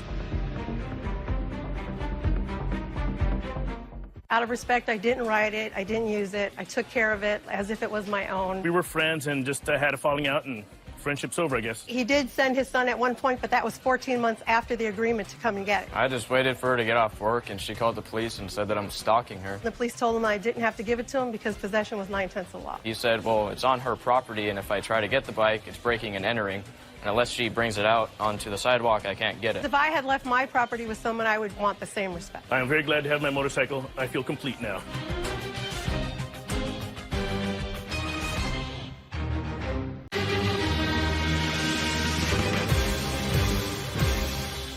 This lawsuit is about the deal that you had with them. For the termination of our lease. The proof from tenants is in black and white. If it doesn't say it in that letter, then it's not in that letter. It doesn't say that in the letter. Okay. And a landlord learned... Written form, just like this letter. Well, you got me there, Judge. You snookered him. This is Judge Judy. Jonathan and Sarah Santibanez are suing their former landlord, Dave Schaefer, for the return of rent and their security deposit. Judge's case number 125 on the calendar in the matter of Santibanez versus Schaefer. Parties have been sworn in. Sir, have a seat, please. Mr. and Mrs. Santibanez, you rented a house with your family of 8 people from the defendant since 2014, so a little over 6 years. And according to your statement, in the end of July of this year, Mr. Schaefer advised you that he wanted you out of the house by October 1st, and at all times you have been current in your rent. I think that all the parties will agree with that. Yes. Correct, Mr. Schaefer? Yes. What was the address of the house that you rented from Mr. Schaefer? The address was 1750. in Oceanside. Mr. Schaefer, when did you purchase 1750?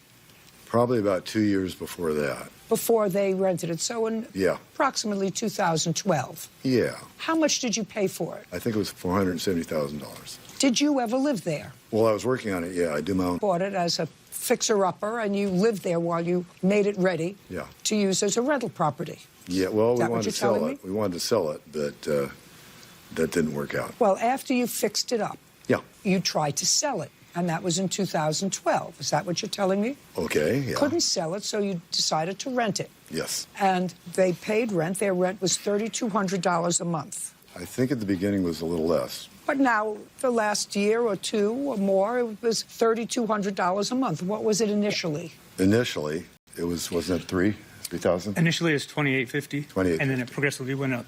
Okay.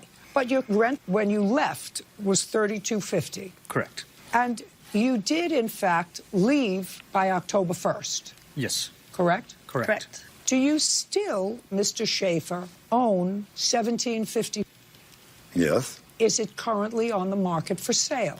Yes. That is not an answer, Mr. Schaefer. Is it an escrow? It's for sale. Do you currently have it on the market for sale? Yes, it is currently on the market yes. for sale. That is not true. Oh. There's no MLS. Would you? I'm going to... Thank you.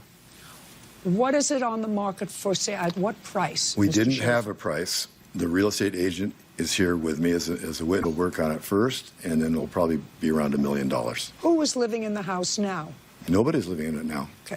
They moved out on October 1st. What work have you done in the house? Well, since then, we tried to get the little stream running on the front. We've added a couple of closets in bedrooms so that they would actually be called bedrooms, because you have to have a closet in them to be calling a bedroom. Some patching work on one main wall in the main house, and we turned one of the little garage rooms below into another bedroom, and we had to make that... So you've renovated the house in order to double what you paid for it. That would double what we paid for it. Not what we had in it, but double what we paid for it, yes. Double what you paid for it. Yes. And during the past 6 years or so, you've had a tenant who's faithfully paid you on average of $3,000 a month for the house. Now, this is what the situation is. You made a deal with the plaintiffs, Mr. Schaefer, and your deal with them was that if they left the house in good condition, not only would they get their security back, but if they cooperated with the realtor, who is your witness, you would return their September's rent, which was $3,250. When they moved out, you not only didn't give them their money from their security deposit. So this lawsuit is about the deal that you had with them, that you would pay them sort of a bonus to get out by October 1st. Exactly. And this is during a COVID moratorium on evictions, you understand, in the state of California. So you would give them a bonus if they moved out on October 1st and return their security. Your answer suggests that, well, they did a little bit of damage. So you deducted $800 for their security, and they didn't fully cooperate with the realtor. They didn't cooperate at all. And that's what he's here to go along with. Great. So they didn't cooperate at all. Not at all. So those are basically the facts. Do I get that right, sir? Yes, in a sense. Well, what sense is wrong? I do have the notice to terminate the lease, where it does say nothing about cooperating with a realtor, if you'd like to see it. I would. The letter that he sent you that you agreed to? For the termination of our lease, and to be out by October 1st. Okay. I'm giving you a 6-day written non-renewal notice, letting you know that I will not be renewing your month-to-month lease. I am giving you a required 60 days notice via this letter. However, in the interest of it, which means that you can stay on property until October 1st, which should make a move easy for you and your family. Lastly, if the property is turned over on October 1st, which he realizes that you didn't have to do, in good and clean condition, I will refund your September's rent in addition to your deposit. Feel free to call me if you have any questions. Do you recognize that document, sir? And is that your signature? I'm checking it with the signature on your answer. Yeah. That's the letter that you sent to them. I don't remember all of that. Okay, point out any place in that letter where it says that he has to cooperate with your realtor. If it doesn't say it in that letter, then it's not in that letter. It doesn't say that in the letter, Mr. Schaefer. Okay. Then it must have been in the conversation we had immediately after the letter. Immediately. Let me explain a little bit about contract law to you, sir. You made him an offer in this letter. It's a written offer. He acted on this written offer by moving out on October 1st. So the contract is complete. The only way that you can modify this written contract is by a writing, not a conversation, not a telephone call, not a chat before, not a chat after. It has to be in written form. Judge, and quite frankly, of course, Mr. Schaefer, you know, you actually do understand that not only do you have this letter, but by your own statement, sir, it didn't matter whether he cooperated with your realtor or not, because you haven't put the house up on the market for sale. And the reason you didn't put the house up on the market for sale is because you said you were doing work on it to make it more attractive. You added a bedroom, you made closets so that you could say it's a 6-bedroom house or a 5-bedroom house or a 8-bedroom house instead of what it was in order to comply with code. So you haven't even listed it for sale. So that if you said to me, well, I listed it for sale, and we discussed that given COVID, I would give him notice and I would keep the showing short, you haven't even listed it according to you. So how you actually dare to say that your defense is that he didn't cooperate with a broker when he's been out of the house for 2 months and you haven't even listed it yet? That's what you just told me a moment ago. So how was he supposed to cooperate with your broker? He was supposed to cooperate. Other than the fact that you snookered him. Yeah, go ahead. Judge Judy continues in a moment. What is this useless broker here? He has nothing else to do. And he was supposed to allow the... Then you have an idiot for a broker, and so are you.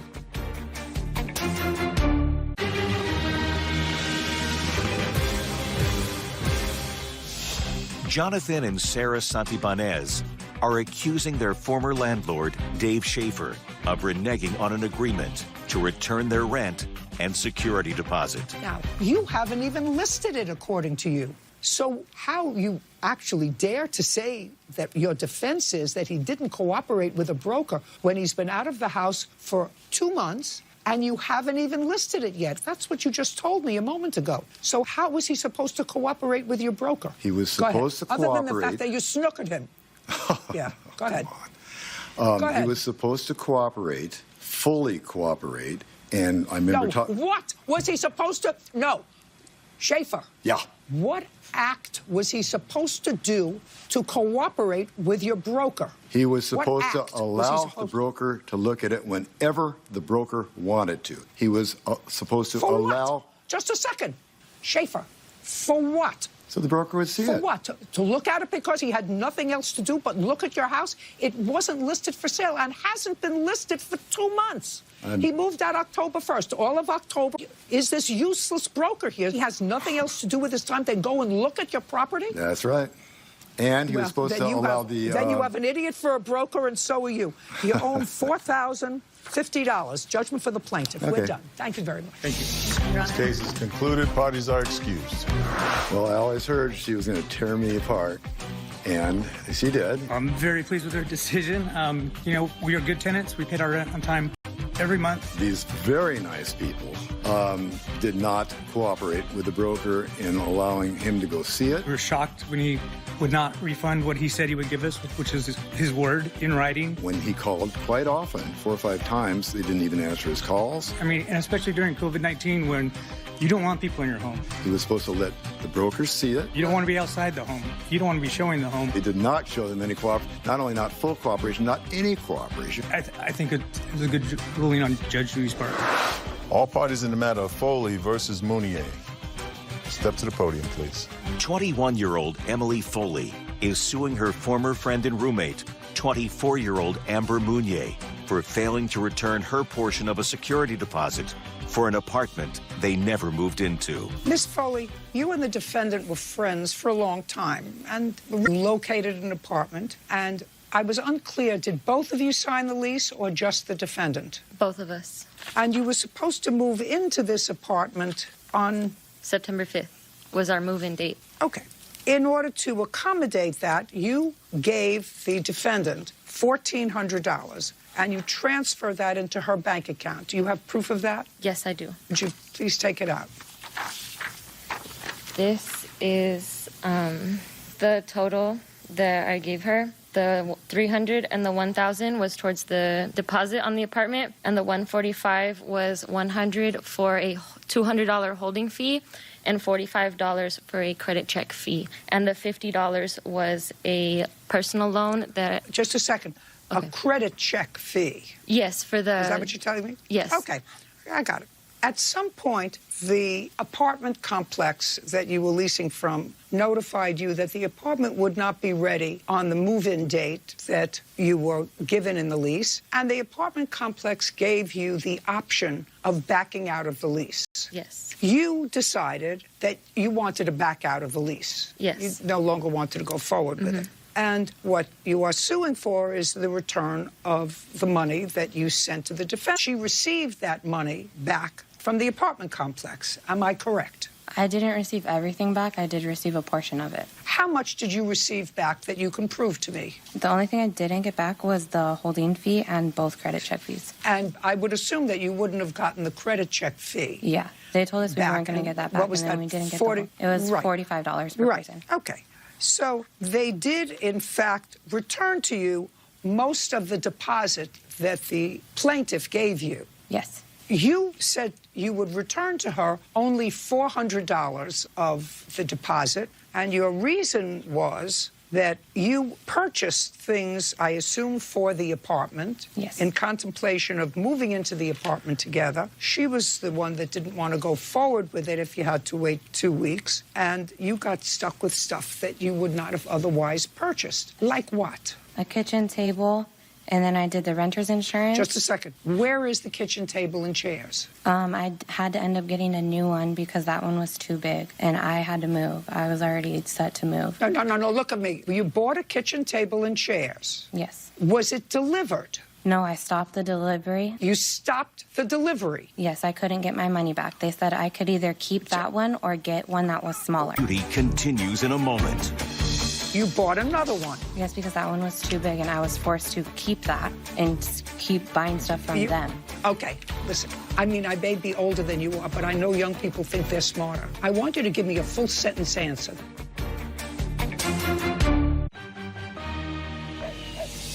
Real cases, real people. Judge Judy. 21-year-old Emily Foley is suing her former friend and roommate, 24-year-old Amber Mounier, for failing to return her portion of a security deposit for an apartment they never moved into. You bought a kitchen table and chairs. Yes. Was it delivered? No, I stopped the delivery. You stopped the delivery? Yes, I couldn't get my money back. They said I could either keep that one or get one that was smaller. Prove it to me. It says on the very bottom how you can't get your money back.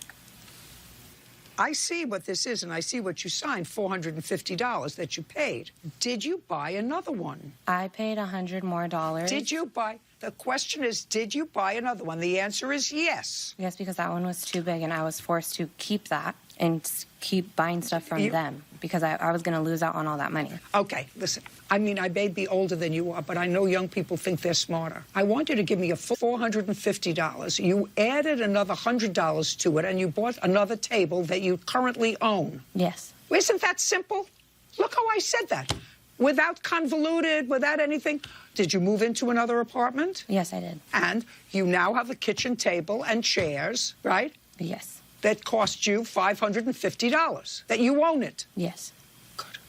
What else did you buy? The renter's insurance. Renter's insurance? Yeah, we have to have renter's insurance in order to move in, before we could even move in. Fine. You ordered the renter's insurance, but before the renter's insurance went into effect, you canceled it because you never moved in. No, we did not move in. You never moved in. So if you never moved in, there shouldn't be any insurance. You were uncovered because you didn't own or rent the property. Are you telling me you had a loss with insurance that you're going to have to prove? No, I didn't say that.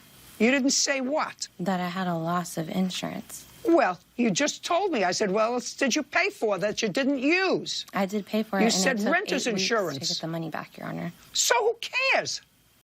I'm trying to figure out what you spent money on. So far, it's nothing. So she's entitled to her $1,400 back, or $1,300. First of all, it was $1,200. She posted on Facebook $1,500, and then it was $1,691. I just want to know how much. You just showed me what you received from her. This is what I received. I have my bank statements. Because when it transfers, it doesn't go directly. It, takes money out of it when you transfer it to your account from Cash App. She showed me what she sent to you. Are you disputing what she sent to you? Yes. What specifically are you disputing? The $1,000? No. Are you disputing the $300? What are you disputing? Judge Judy continues in a moment. Closed captioning sponsored by. Want justice? Go to judgejudy.com. Like us on Facebook and follow us on Twitter. She showed me what she sent to you. Are you disputing what she sent to you? Yes. What specifically are you disputing? The $1,000? No. Are you disputing the $300? What are you disputing? So, Your Honor, when it gets sent through Cash App, when it gets transferred to your bank account, it takes a portion of it out. So I didn't get that full amount. What portion? Your Honor? What portion? Shh, just what portion? It ended up being... Just what portion? If it was $1,000, how much did you receive? $990. $990? Yes. Okay, that's $10. Okay. And how much of... $90, and then I received $297.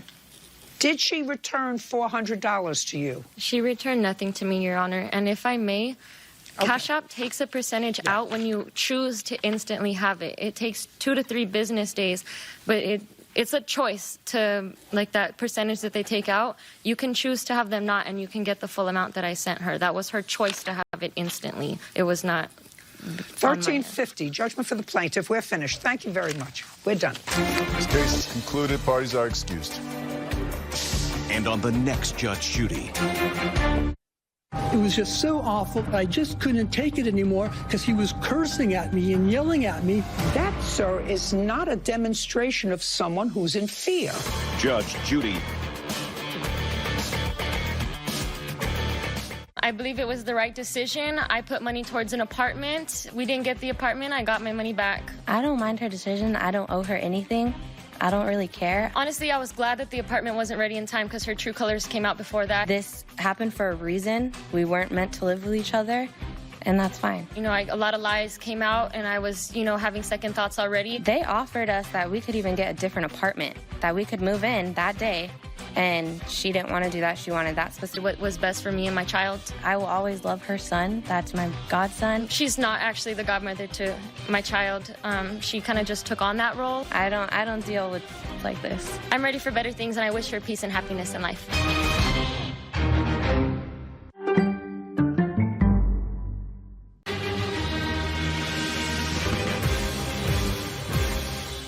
It was just so awful and so horrible. The judge sums up a neighbor's trauma. Didn't assault you, didn't threaten you. I think he's behaved in a way that I felt threatened. How you felt is not relevant. And a camera captures the total picture. I just couldn't take it anymore because he was cursing at me and yelling at me.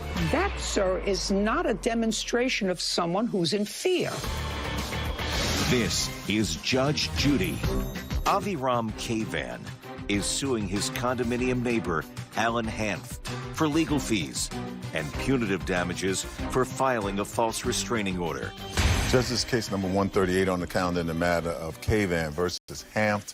Parties have been sworn in. Have a seat, sir. Mr. Kavan, you and the defendant are neighbors in an apartment building. A condo building, Your Honor. According to your complaint, you share a penthouse with Mr. Hanft. He's my next-door neighbor. The problem, were you doing a renovation when you first moved into your apartment? No, Your Honor. I've lived in the building for 6 years now. I started my renovations in November of 2019, so 1 year ago. How long, Mr. Hanft, have you lived in that building? Since 2015. So you moved in after the plaintiff moved in? Yes, Your Honor.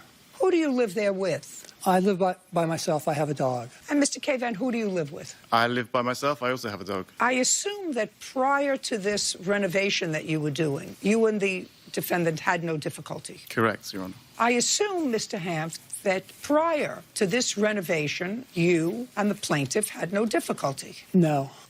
And prior to the renovation and the discussion about the balcony and the awning, you had no fear of him. No, but I do now, and I have for several months. But just a second. Just to answer my questions.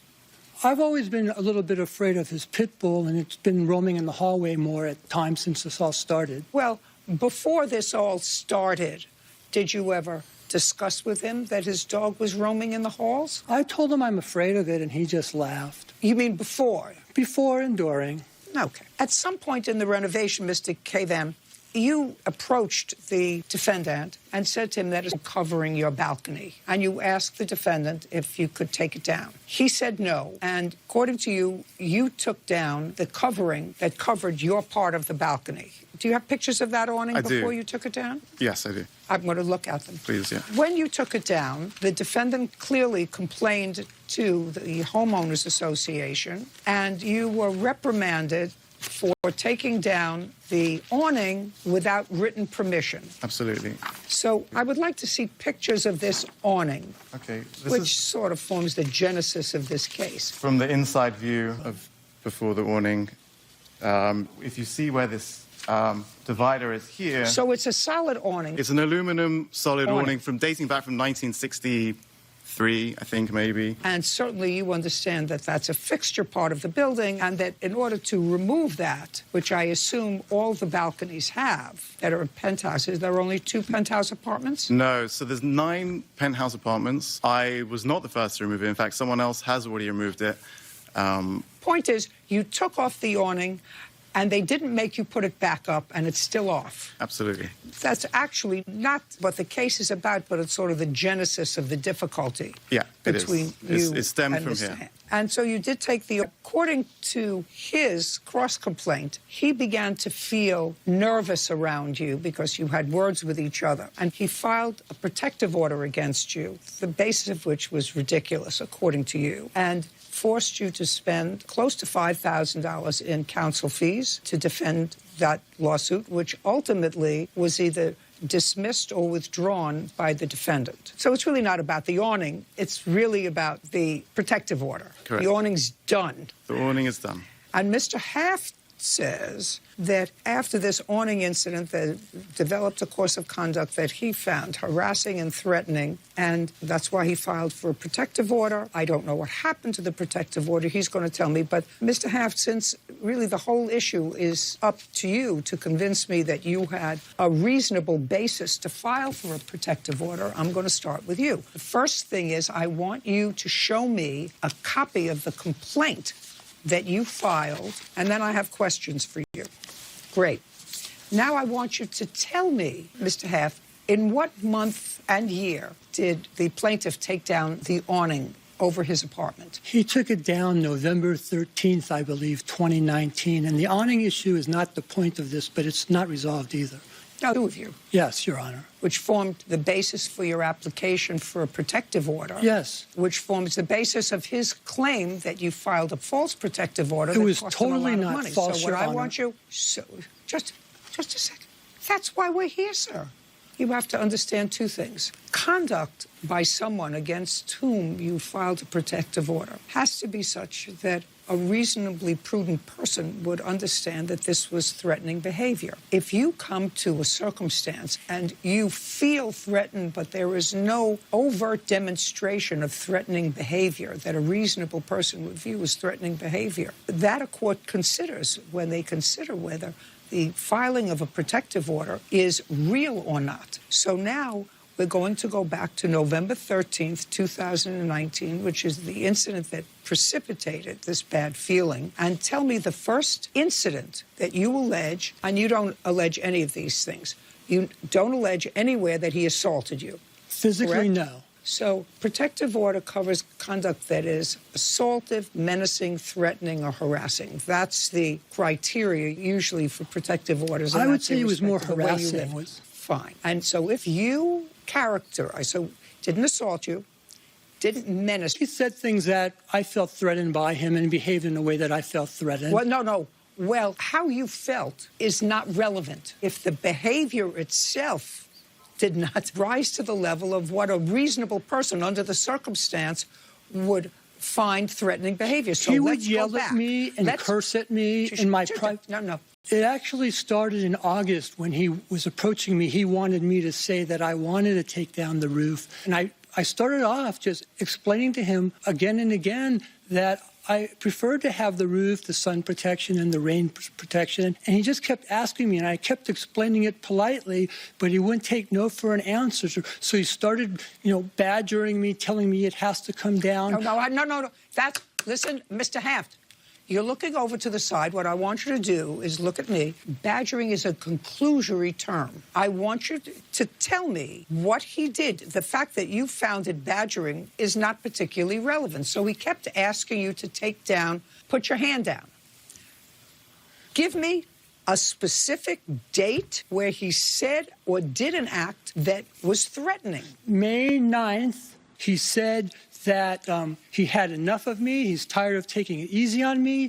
He called me hostile way. I found it frightening. I didn't want to pass him to go home. Then when I started to take my phone out of my pocket because it was so horrible and this frightening and upsetting and just a terrible experience, this is so bad I want to try to record it because it's awful. And then he amazingly, immediately just stopped.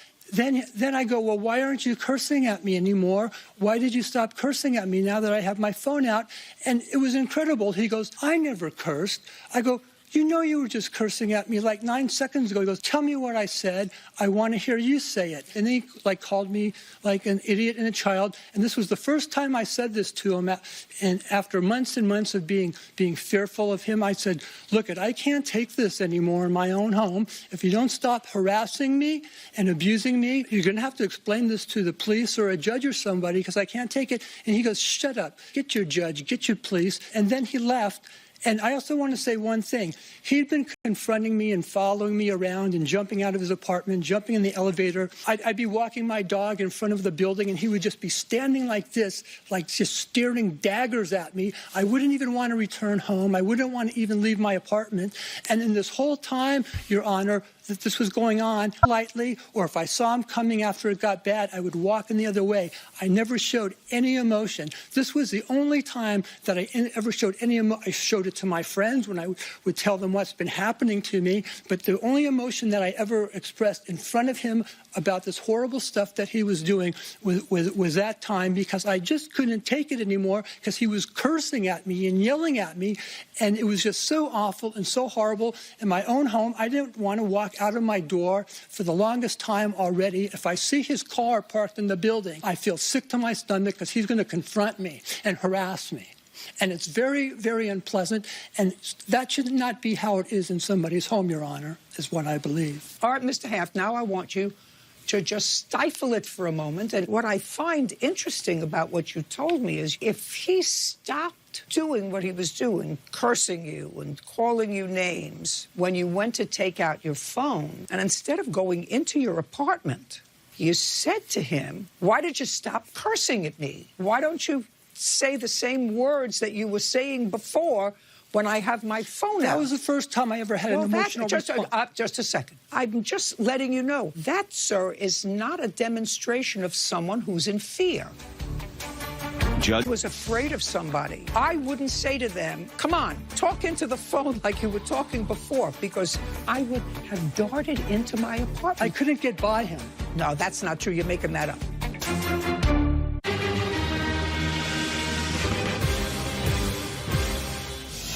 Aviram Kavan says condominium neighbor Alan Hanft filed a false restraining order after they had a disagreement over a shared awning. Alan is countersuing for legal fees, harassment, and infliction of emotional distress. Okay, if I was afraid of a neighbor... That was the one and only time I ever said anything to him like that. It doesn't matter. You're not paying attention to what I'm saying to you. If I was afraid of somebody because they were yelling and cursing at me and took out my phone and the person stopped and backed off, I wouldn't say to them, come on, talk into the phone like you were talking before, because I would have darted into my apartment if I was afraid. I couldn't get by him. If I was afraid. No, that's not true. You're making that up. No, I'm not. There had to be something before May 9th So I want you to show me the emails that you sent to the Homeowners Association about the plaintiff. Your Honor, while he's looking for that, can I just mention that the incident that his CCTV, I actually had it subpoenaed. Do you have it? It should be available on the monitor. Oh, yeah, I'd like to see it. There is no audio. That was the only time in now like I'm reading. 12 months that I Just spoke a second. back to him. Right. I'm reading something. So this was January of 2020. Preventing me from leaving the service. Okay. Now, was this the first time, Mr. Haft, you had complained about the plaintiff's dog? No. Here's when October 23rd, 2019. Okay, I'd like to see it.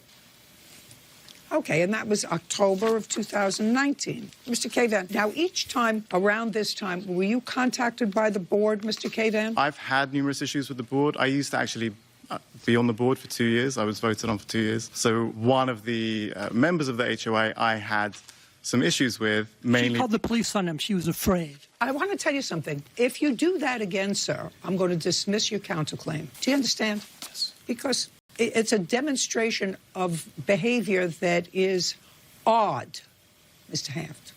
Now, each time a letter was sent leading up to May 9th of this year or May 8th of this year, each time a letter was sent, were you contacted by the board? No. Did you ever receive any communication from the board? I have, not with regard to... Fine for removing the awning? Yes, it's actually still ongoing. It's over $10,000. Okay, this is how I'm going to summarize all of the underlying action that I have to know before I get to my final questioning of you, Mr. Haft. Prior to you deciding to ask for forgiveness rather than permission, that you clearly had to know you needed as a former board member, Mr. Cavan, to remove the awning. You removed it anyway, and that clearly created bad feeling. And there is no question in my mind that based upon what the defendant says, after he complained and made a pest of himself, became a nudnik to the board, clearly, you were annoyed with him. He was certainly annoyed that you had removed this top balcony, and a situation developed that he felt that the recourse that he had was to file a protective order against you. I don't know what he was asking for. It's not particularly relevant because the protective order was ultimately dismissed. So now I have several questions for you, Mr. Haft. Do you still live in the building or have you moved? That's either I still live there or I moved. That's either I still live there or I moved. I still live there. And I want you to tell me, give me the month, day, and year. June 23rd of this year, Your Honor. When was the case either tried or dismissed? It was going to be tried on August 15th, but he asked for a continuance. I don't know whether you're purposely trying, if you're purposely trying to get on my nerves. No. Judge Judy continues in a moment. You do not deny the statement that the plaintiff has not lived in the building since the gut renovation started. I don't know where he's lived. Okay. Fully believe. Real cases, real people. Judge Judy. Aviram Cavan says condo neighbor Alan Hanft filed a false restraining order after they had a disagreement over a shared awning. Okay, I want to know on what date the case was either tried or dismissed. September 25th. Did you withdraw the protective order on September 25th or Yes. 24th? Now I would like to see the video of the May 8th incident.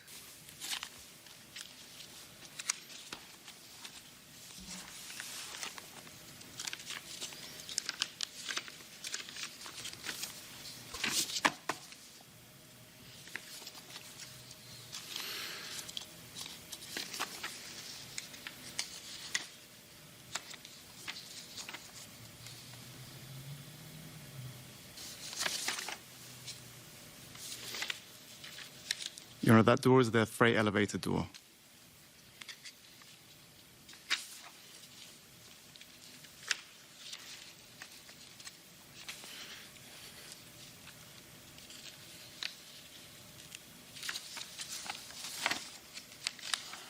Got it. Okay.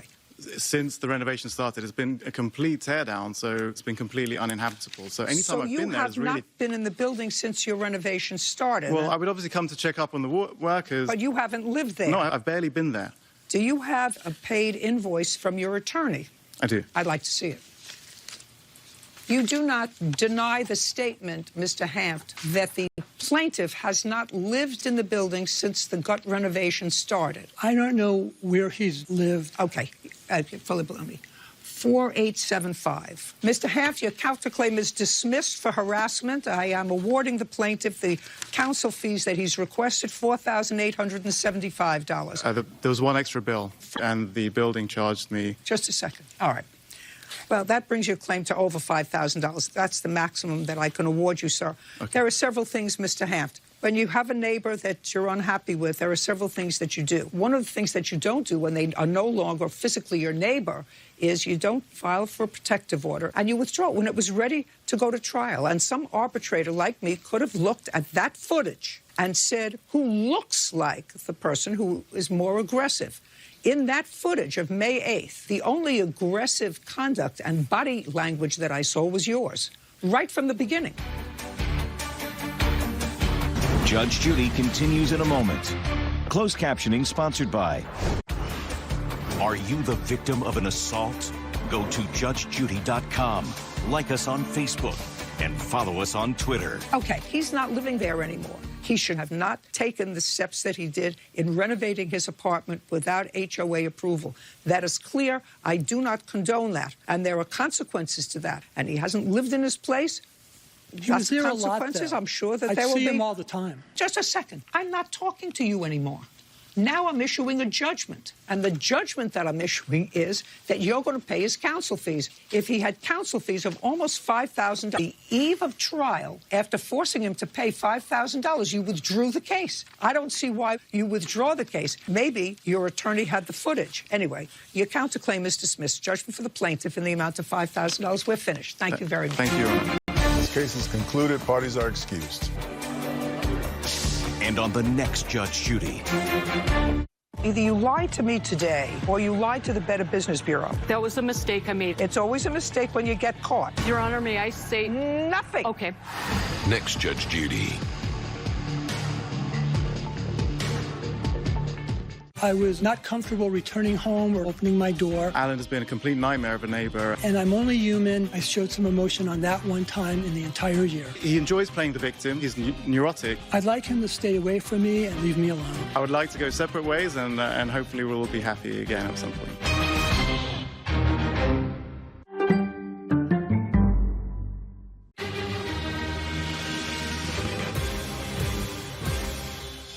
We believe that there was intentional fraud. Listen to me.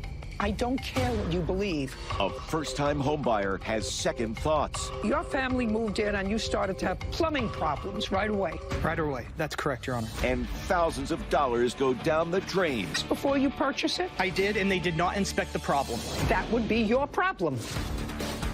This is Judge Judy. 24-year-old Joshua Vasily is suing Nathaniel Combs for the fraudulent sale of a home. Judge, this is case number 143 on the calendar in the matter of Vasily versus Combs. Parties have been sworn in, Your Honor. You may be seated. Thank you, Bert.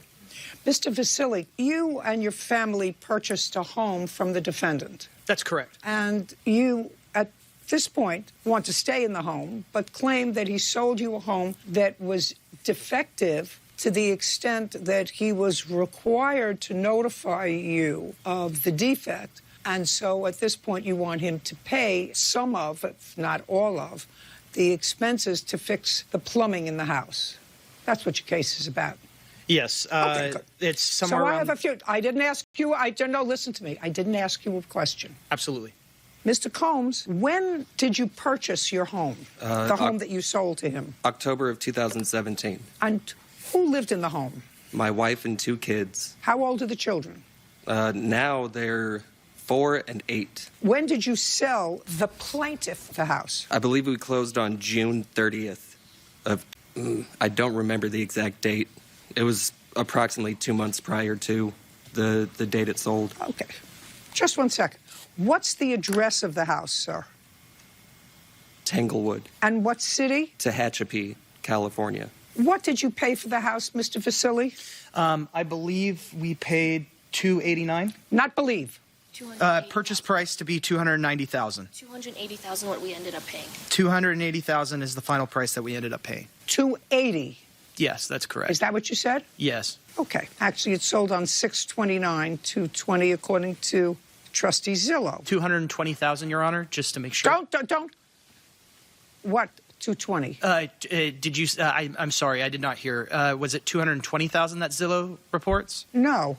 Okay. I said I apologize. It closed on June 29th. Got it.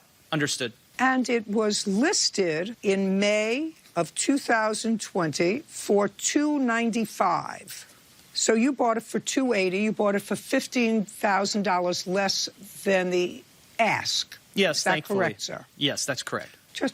I don't want any editorializing. Okay. You bought it for $15,000 less than the ask. Yes. So that was a negotiated price. Yes. There's a reason why. Can I explain, or is this not a good time? This would not be a good time. Understood. Who did you buy the house from? I believe it was Mr. Nathaniel. Combs? Oh. No, shut up. Who did you buy the house from, Mr. Combs? I don't know the family that owned it prior to us, ma'am. Well, the reason I'm asking is that it was sold prior to you purchasing it in November of 2017, because you were the immediate owner prior to this sale. You purchased the house for $242. Yes, ma'am. And the person that you bought it from only had the house for a few months, maybe 5 months. So they must have bought the house. No, actually, they listed it in February of 2016. Then they removed the listing. They finally sold it in April of 2016 because they upped the price and made a couple of bucks on it because they paid $217 and you bought it for $242. Did you move within the community? No, we moved from out of town into Tehachapi. No. When you sold the house to Mr. Vasily, did you move within the same community? No, we moved approximately 100 miles away. After you sold the house? Yes, ma'am. Okay. Now, if you moved 100 miles away, your 8-year-old was in school. The sale was done June 29th. The one who's 8, is that a boy? My daughter. My daughter's 8. My son is 4. So your daughter went to school. Now, did your daughter go to school at Tanglewood Drive? Yes, she did. That year? Yes. Until when? I believe the school year ended early due to COVID. I do not remember the exact date. Give me the month. It was most likely May. No, not most likely. I want you to think. You moved, which is an event, in June. Yes, ma'am. We're not talking so far away. We're talking about this year, 2020. You look like a relatively young man, so that your memory is probably much better than mine. And you only had one school-age child. Yes. One may have gone to preschool, but you only have one school-age child. What I want to know is when that school-age child stopped going to school from 13. It would have been May. And that would be the same month that you put the house on the market for sale. Yes, ma'am. Now, you say you moved 100 miles away. Was that for business, pleasure? Family, Was that to be safer? closer to family. And did you purchase another residence or rent? I purchased. And what was the close date of that purchase? I believe it was... Before or after you closed on this house? It was after. I believe July 7th was the date we closed for the... That house before? Yes. On what date between June 29th of 2020 and July, when you moved into that house, where did you live? My in-laws' house. Were you at your in-laws' house prior to June 29th? My family was. I was there cleaning up the house, getting ready to leave. My final day, I got a text message of my final day at the house with the date. What was your final date at the house? Your final date. Then I'm going to find out when your family's final date was. So that would have been June 28th was my final day in the house. Okay. And when was your family, your wife and 2 children, when was their final day in the house? That would be Friday, June 26th. Did your wife and 2 children drive to your in-laws? Yes, ma'am. So the family has 2 cars? Yes, ma'am. Is that right? Yes. So it is your testimony, and could be easily verified by both your in-laws and your wife, that your wife and 2 children lived in the house continuously from the time you purchased the house in 2017 until June 26th of 2020. Yes, ma'am. And that your 8-year-old daughter attended school there until the end of the school year in May of 2000. Phone, so you wouldn't want to be embarrassed, right? No, ma'am. Your family moved in and you started to have plumbing problems right away. Right away. That's correct, Your Honor. Can I explain the moving in process? It was a bit different. We had signed paperwork believing that the Combs were going to be living at the house 3 days after us getting the keys. After owning the house, the Combs were going to be living at the house for 3 days. We ended up making plans. They asked for 3 listen to me carefully. Absolutely. They asked for 3 days after the closing to get out. That's correct, where they were going to pay rent. After either 29th or just a second. They asked for 3 days. Yes. Through their lawyer. I assume they had a lawyer? Through their real estate agent, yes. Those were the terms that we understood. Did they do that in writing or verbally by their agent? It was in writing once during the start of the process, and then verbally going forward. We continued to keep talking about it until we got the keys. I only want to see the written. Understood. Mr. Vasili, when you say you talked, did you talk to the defendant or did you talk to the real estate agent? My real estate agent. You can't tell me what that real estate agent said. That's hearsay. So then the only thing that I will look at is a writing. If you have a writing from the defendant's behalf, that would be a real estate agent. Ma'am? What? I do have Just a second. I'm asking you, do you have that? I believe that I do. Something in writing? Yes. Well, then let's take a look at it. We have our mediation, which has it, but let me see. What mediation? Just a second. Absolutely. We ended up going through mediation before going through the court process. What mediation? Mediation through a company called RERM. That's what I know it as. It was a real estate that they were trying to get us so we didn't have to go to court, essentially, where we exchanged messages between one another. And in that, I outlined just 1 second. Did that mediation have a negative result? Yes, it did. The Combs did not reply during... Don't just answer my question. Okay. Is that the reason why you filed this case? Yes. Because the mediation did not have... Okay. We did not get help. So now all I want to see is that help is not the question. So when you buy a house, you usually have a house inspected, and you're bound by that inspection. And anything that you find later, unless there is intentional fraud... We believe that there was intentional fraud. Listen to me. Yes, Your I don't care what you believe. Okay. Alleges, just pay attention before you respond. Your case alleges that no person or family could have lived in that house in the condition that it was. That's what you allege in here. There is no way. Well, you see, I've just asked a series of questions of the defendant. And the series of questions were, and they can be probably verified by a quick call to his in-laws who have absolutely no knowledge of what we're talking about today, when his wife came, when their daughter came with their 2 children.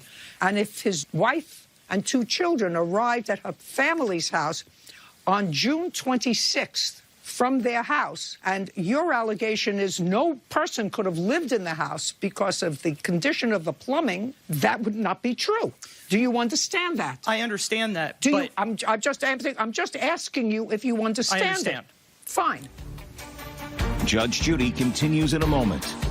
If you had an incomplete inspection report, you had the right to request a more complete inspection report. Do you understand? No, I don't, because I had to pay more for that. Well, then that's your problem.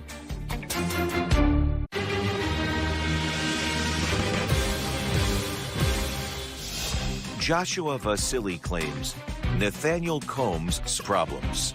Now, sometimes, you have certain problems in the house, little problems in the house, and what you're hoping for is that it passes an inspection unless they purposefully misrepresented it to you in a written document, and then you can produce witnesses. So I believe that did happen. If it did happen, I'm more than prepared to look at it, sir. But certainly the part of your statement is that no one could have lived there under is normal inaccurate. circumstances. No, I don't care under normal circumstances. I don't care. No. Okay. When you have A family of 4 living in an 1,800 square foot house that uses the plumbing, and what you're saying is that the plumbing backed up. What I'm telling you is, Your Honor, I'm so sorry. Your Honor, the cause of the issue was running a washer. Running a washer 3 days after owning the house created a load on the system, and I have a witness, which was my plumber, who is a professional, who will tell you what the cause of the issue was. After the issue began, Listen, I'm prepared to listen to your witness. I'm telling you. Yes. Did you have an inspection of the house before you purchase it? I did, and they did not inspect the problem. Of course. Okay. That would be your problem. But it said here, it's what the cause of the issue is beyond the. They didn't test the washer, which caused the issue. The washer and dryer was not tested beyond the scope of the inspection as per the standards and practice set forth by the California Real Estate Inspection Association. I think that under any circumstance, that if somebody was living at this property and did not want to deceive someone, they would say that they had issues with the plumbing, the issues that we had immediately when buying the house.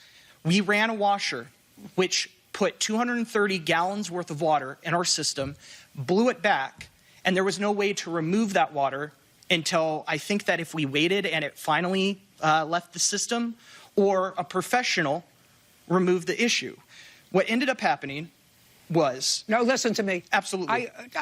Sir, your washer backed up the first time you used it 3 days after you moved in. Yes, that's correct. I mean... That's what you're telling me. Not exactly. And I'm telling you that's not his... It is his problem. And my witness can verify that. I'm more than happy to hear your witness. Okay. I heard you. I understand the problem. Now I have to see whether... Well, I don't think that I did explain that... Mr. Vasily. Yes, ma'am. Mr. Vasily, you had the right to inspect the property. Which I did. You got an... This is a statement. It's not a question. Okay. You had the right to inspect the property. If you had an incomplete inspection report, you had the right to request a more complete inspection report. Do you understand? If you... No, I don't, because I had to pay more for that. Well, then that's your problem. Well, I don't think so, because I agreed to a house. You just keep hurting yourself by, volunteering information. Well, not exactly, no. I agreed to the normal inspection. This is not normal. Mr. Vasily, because you insist upon speaking, you just hurt your own case. How so? If I buy a house, I'm going to answer you, and you can be as wide-eyed as you like. Judge Judy continues in a moment. So it was my fault that I didn't purchase a deeper inspection. It was my fault that I didn't inspect the washer line? Yes. Okay. It was, okay. Yes, and yes. Real cases, real people. Judge Judy. Joshua Vasily is accusing Nathaniel Combs of defrauding him on... Combs. I can have a cursory inspection, people looking in, turning on the faucet, turning on the lights. How many homes, how many times have you bought in a house?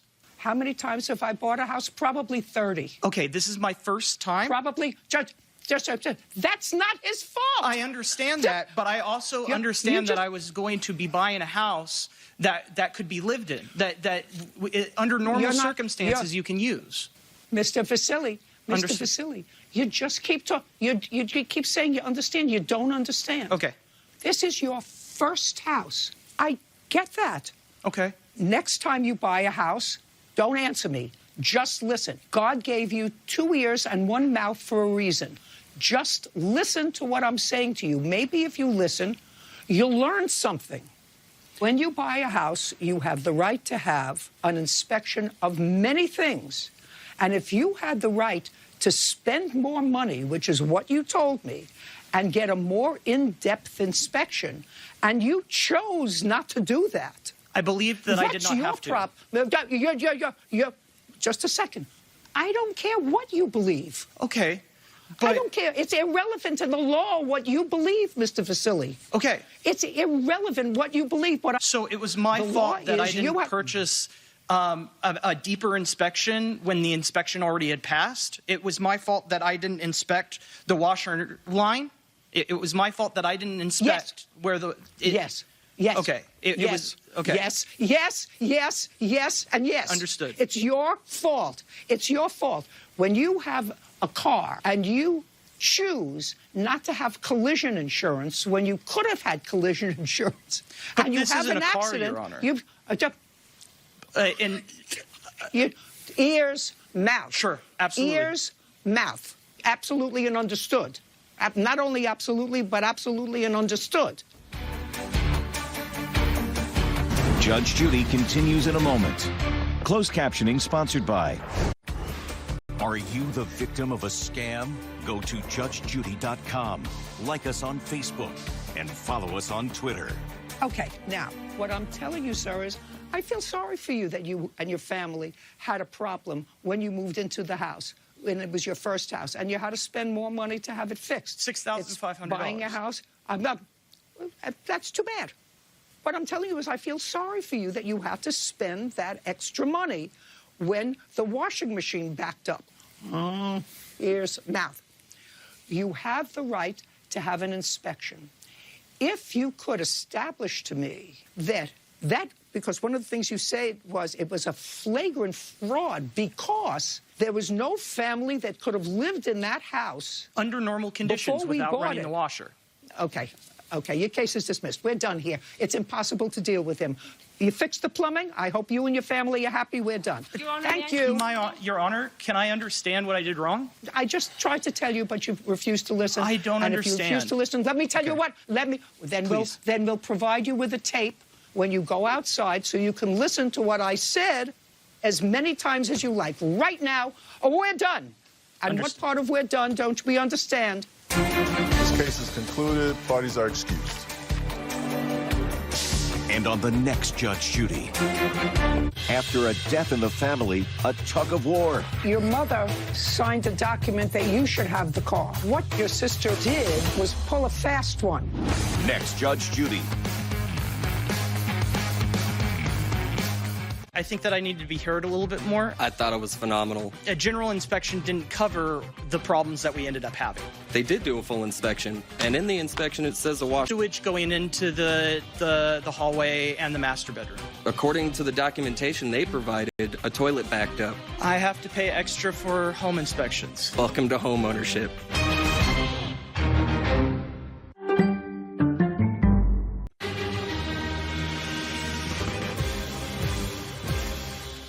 You're never supposed to make a decorating decision. I've been told that many times. A husband's design sense made no sense. Mr. Miso said, you pick out the materials. And when his wife saw, she said it looked awful. Now they're coming after the contractor. I obviously made a poor decision. Mr. Miso knows he's wrong, but you're the pro. This is Judge Judy. Paul and Carol Miso are suing contractor John Sterling for a refund for a bar he never finished building. Judges case number 135 on the calendar in the matter of Miso versus Sterling. Parties have been sworn in. Mr. and Mrs. Miso, you hired the defendant to build a bar in your home, correct? That's correct. Who's going to speak initially for the two of you? I'll speak initially, but Carol will add some comments. I'm sure.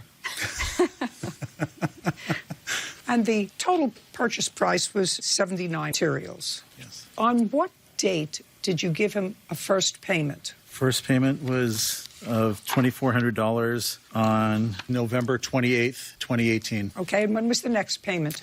The next payment for $2,900 was January 15th, 2019. When did the defendant start work on the project? I don't know exactly the date that he started work. Tell me what date you started work, Mr. Sterling. It was early December. As we got materials into the shop, I think first week of December. Okay, and Mr. Miso, how did you find the defendant? Very pleasant. We were referred to Mr. No, how did you find him? By reference. I actually find him very pleasant still.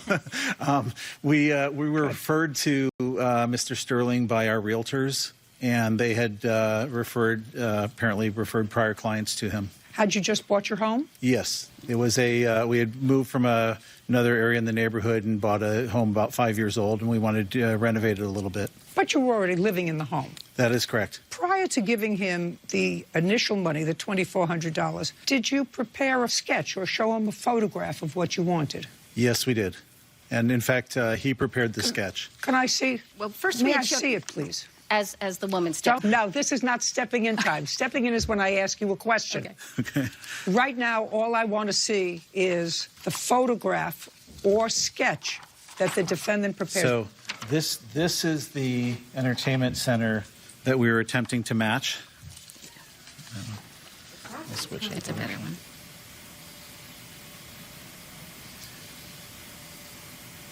All right. So this is the photograph, Mr. Misso, of the piece of furniture that you wanted to be aligned with the bar that you wanted him to build. Correct. It was, if I could switch the picture, you can kind of see what we were talking about. That's the same unit, and the room extends further down and against the same wall, and beyond that little divider is where the bar was intended to be. I see, and there is something there. Correct. That is what's been delivered. That's what was delivered that had not been there before. Correct. You'll show me another picture of that later. Absolutely, when Okay. you ask for it. Don't get ahead of yourself. Okay.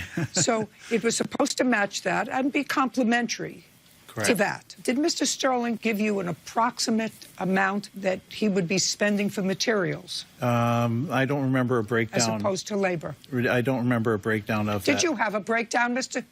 Did you have materials? It wasn't all that detailed, but the initial payment was to cover materials. So the $2,400 was to cover materials? Yes. And the $2,900 was your labor? That covered a down payment on the paint and some of the shop labor to that point. Mr. Sterling? Yes. Mr. Sterling, I'm going to ask you for receipts for all the materials that you purchased. I just want you to be aware of the fact I'm going to ask you for receipts from all the materials that you furnished for this project. I understand. I certainly hope you have them. I don't. Okay, good. Well, that would be a mistake. That's your business. You're correct. This is your business, because what happened is they want their money back. They paid you over $5,000, and they say that what you delivered was wholly inadequate. And I'm going to take a look at the pictures. If I look at the pictures and it looks to me like tacky stuff, that means you got paid $5,000 and you just increased your labor cost. So you should have bills for what you spent so that you can decipher whether or not you gave him quality or you gave him schlock.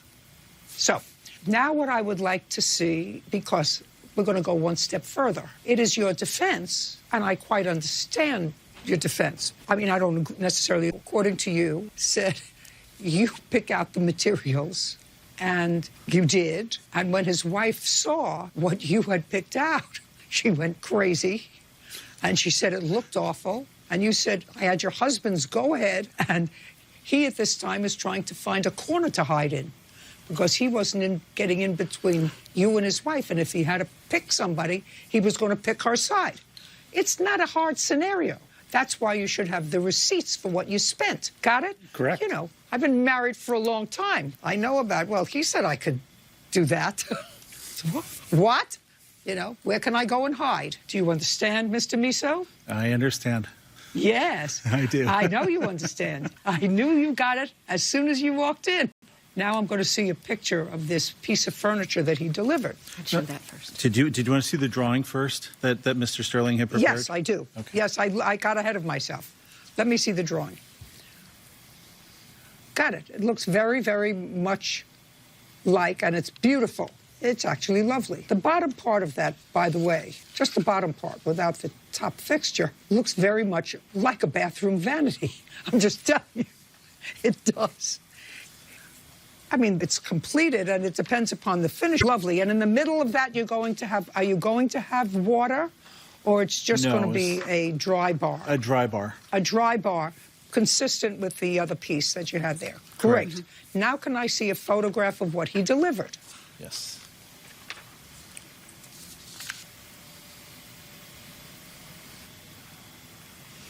And if I can show what What is in the other boxes? I assume those are, we have not opened them, but we presume they are the They're the two wine refrigerators. Wine refrigerators. Wine refrigerator and What a small. are they? They're the wine refrigerators they ordered. Where are they supposed to go? If you look in the original drawing, you have a center section on the lower that's storage, And the two outboard on that drawing shows you the wine refrigerators. I'm switching back for. So it's just the center panel that was delivered. It was the lower section and the refrigerators so that I could get the granite guy to come in and drop a top on. But you were going to have to build the sides once they put the refrigerator part in. No, the side panels for the refrigerators are there. They're in the picture. Let me see. That's he's pointing to it right there. That's the side panel. Could you put the sketch in such a way that I can look at both the... I have pictures of the other cabinets, too, that did not get delivered. Side panels. What's supposed to be on side panels that's different from... It's just it's a finished end panel that is constructed the same as the doors. So it looks basically like a door on the end of the cabinet. Are those supposed to be drawers? They look like drawers on top that I don't see. Yes. Where are the drawers? They're right there above the doors. They just don't have handles on them yet. They just don't have handles on them? Yes. Okay. Now, Mr. Miso. Yes. What is it that you didn't like about what he delivered? It was, actually, if I can take you back to the first communication that we had, and I'll put that up, and I just need the camera to hone in on the yellow, it's simply stated, we moved into a new home, and we'd like to get a bar built that matches our entertainment center. Forget it, Mr. Miso. My organization, I asked you a very simple question. I looked at the sketch. I looked at this. I see what's there. I see that you had a disagreement with him, but I want to know what it is that you didn't like about what he delivered. I looked at the sketch. Yeah, that it didn't look like...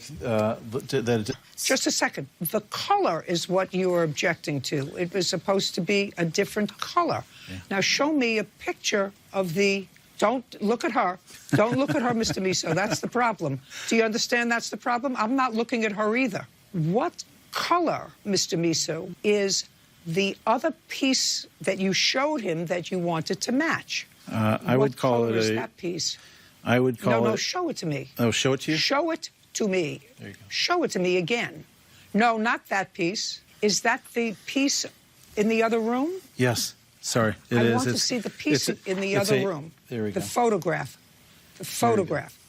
Okay, so what you're objecting to is that what he delivered was stark white, and this has a more finished, textured look. Is that what you're talking about? A couple things. One is that it is a stark white, but it does. If you feel the wood, it's a very different. Yes. Listen, he didn't specify the wood in your contract. You didn't have a specification of wood. We did specify those two wood items, and paint. if it was to match, oh, really? That's where we're going to happen. Mr. Miso, what color is that? Judge Judy continues in a moment. They showed you what color they wanted. That is not white. What you delivered to them was white. I mean, you're the pro. You're the pro.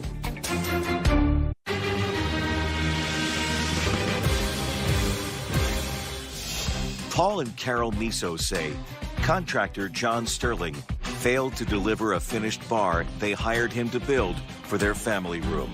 Now, what color is that original piece that you wanted him to complement in the new bar? An off-white. What color is that? An off-white color. An off-white.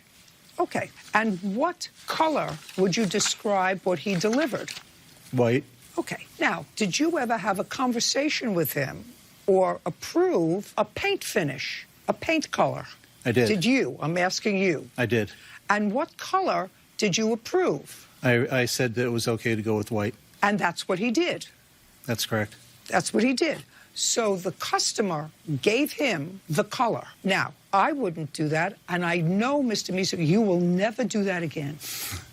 That is correct. Because you can go with white. It's not an answer. Back to you, sir. Yes. Just, I want you to know that Mr. Miso knows he's wrong. He just had to choose between which one was going to be beheaded. But you're the pro. They showed you what color they wanted. That is not white. what you delivered to them was a white. I mean, you're the pro. You're the pro. So if you're the pro and you say, listen, do you want to match that color, or do you want to go as close to that color as we can? The contract does not specify matching the other cabinet. The contract specifies Swiss Coffee Kelly-Moore paint. That's what the contract specifies. The contract does not specify matching another cabinet. They showed you this cabinet, Mr. Sterling, did they not? Yes. I'm not asking about the contracts. I'm asking you whether they showed you this cabinet. Yes, I saw that cabinet. And did they not say to, just a second, did they not say to you, let's be very honest with each other, just as Mr. Miso has been honest with me today, did they not say to you that they wanted it to be a complement to this cabinet? Complimentary, yes. Yes. And you're the professional. Now, well, it's... I am a trained lawyer. I'm not a decorator. When I try to do something, they call it a decorator. But as a professional next to Oak, I would say, listen, before you say you can go with white, why don't you talk to the missus? Why don't I make you a paint board so that you can take a look and see what color you want? As the professional, Mr. Sterling, that's what I would do. Well, it's what I offered to do. And so I'm surprised. Did you? Yeah. Offer to do a paint board? Did you? Good for you. And is that what he said to you, can go with white? No, I offered to make samples or get things ready for them. And I said, you have things to match. We can match the existing cabinet that you have. And I don't know what that finish is. That's a bought product. I said, we have to take that down, have that color matched. You have another color here in the house. And you were talking to Mr. Miso. You were talking to Mr. Miso. Yes. Okay. So. And you don't deny that you had this conversation with him? I believe him. I did not have that conversation. That had to be a conversation. Well, when did you tell him you can go with white? When we were looking at, we were in the family room, living room combination there, and asked what color, and I obviously made a poor decision. But there was no color palette to pick from. I mean, No. I didn't, Mr. Miso, I didn't say there was a color palette to pick from. I said, he says that he told you. By the way, were you living in the house when you were having that conversation? Yes. Is there a TV in the living room? In the family room next to it, yes. Is that where you were having the conversation with him about the color? Mr. Miso? Yes. Is that where you were having the conversation, in the family room? Yes. Was the TV on or off? TV was off, I believe. Yeah. Judge Judy continues in a moment. You see, when people ask me questions about things, you know what my response is? I'm a television personality. Speak to an expert. You're never supposed to make a decorating decision. I've been told that. Real cases, real people. Judge Judy. Paul and Carol Miso claim contractor John Sterling owes for a refund for a family room bar he never completed. Okay, listen, you have a contract? The color I painted that cabinet is the color of their trim in the house. That's where I came up with that color. I didn't pull that out of the air. It matches the color of the trim in their house. That's where I got the color. But you don't do a piece of furniture to match trim. Sometimes we do, I have a lot of houses. I have a lot of houses. I never saw a piece of furniture like that, a big piece of furniture that matches trim when it's on the same wall in an opening as something that you're trying, not a complementary color. Listen, you have a contract. You use the kind of paint that was in the contract. I don't think that there's a discrepancy about that. It was the color.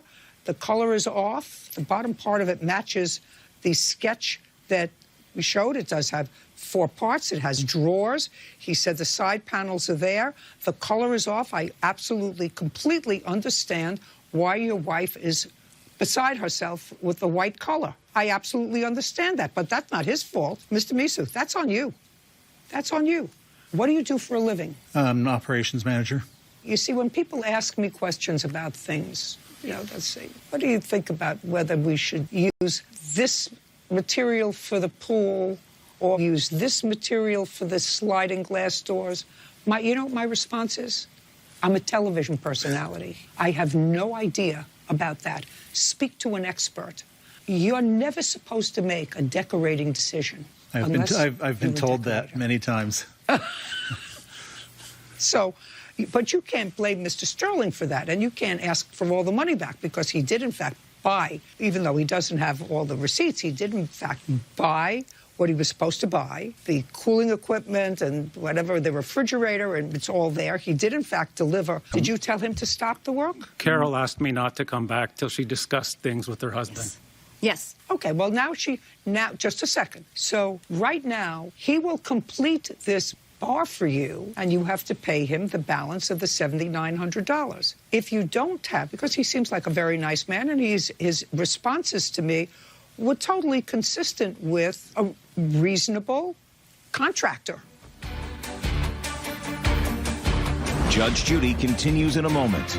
Closed captioning sponsored by... Want justice? Go to judgejudy.com. Like us on Facebook and follow us on Twitter.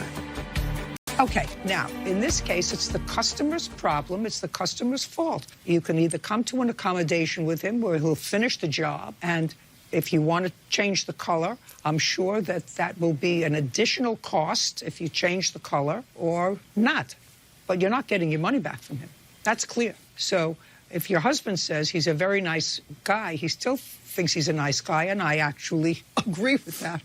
Thank you. Although, very bad judgment to deal with somebody who's an operations manager, husband, when you know he's married to somebody who may or may not be happy. Interview my clients much better now.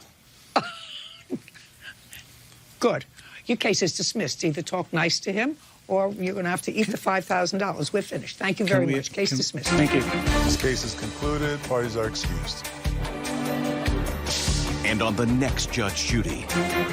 We've been ghosted for 18 months or more than 18 months by the defendant. I couldn't really get a straight answer of where the finish line was. I very much would like to just get my money back and go to someone that I can trust. I'd like to move on. Whatever needs to be done will be done. I'd like the bar built. I'm glad the case is resolved.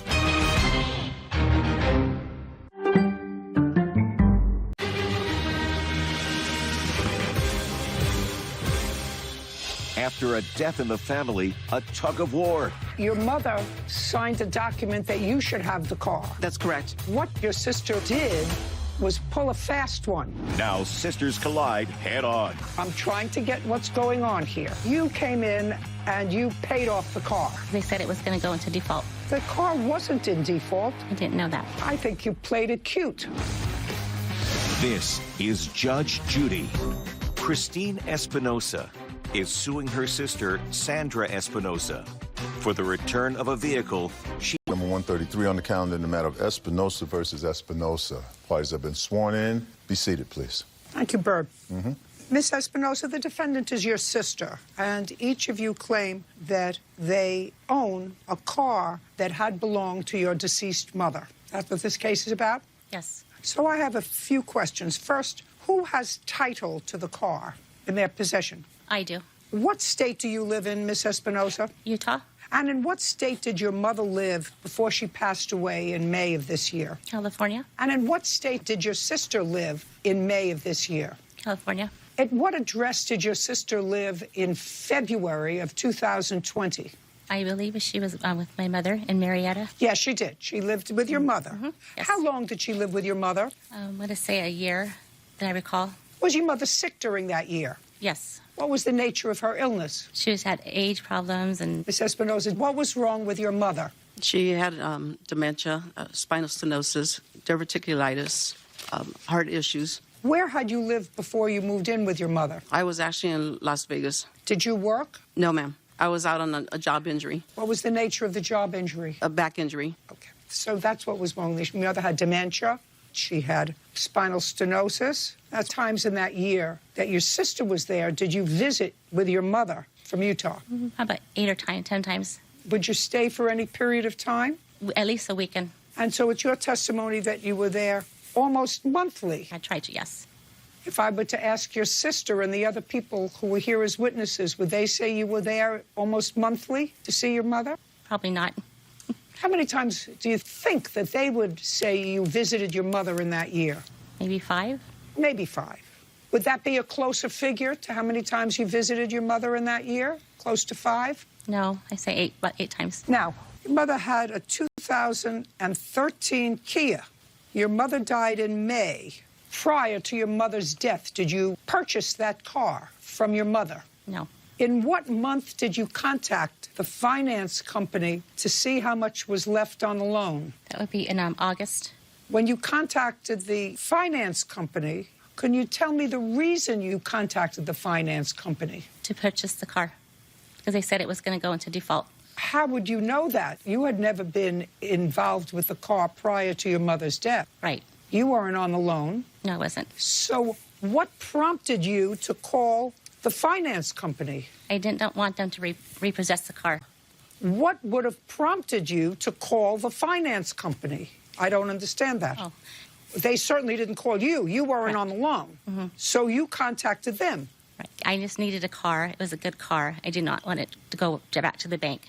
I wanted to keep it in the family. Just a minute. So you called to see if someone else was making the payments. Because if they weren't making the payments, you could hop in, pay the car off, and get it. Yes. I mean, that has to be the answer. You called to see if someone else was making the payments. And what I want to know is, in what month did you call them? The beginning of August. Well, you wrote to Motor Vehicles in August. Show me the check or the proof that you paid off the car. Okay. I want to see what date it was. Here's the wire transfer to the bank. That was in July. Is that July? That was in July, not August. Oh, I'm sorry. I have my wrong dates. I apologize. And what date did your mother pass in May? May 7th of 2020. So the beginning of May. Yes, ma'am. Before your mother passed away, who made the car payments on this car? My mother was making them up until about April when I got a phone call from the loan company. It was a wellness check due to the COVID. At the end of the conversation, the representative asked me if everything was fine, and I said yes, but she repeated the question again. I go, and in 4 days, you'll be 2 payments behind. The other sister that lives in Florida was in charge of her finances at that time, and the payments were to be made. I did ask my mother if she was aware that they had stopped making the payments on there, and she said no. Just a second. Did you ever make the payments on the car? I started making them after they told me that there was 2 payments behind. So the first payment that I made was for the sum of $800 in May. So can you show me proof that you made the payment in May? Yes, ma'am. So that made up for April and May.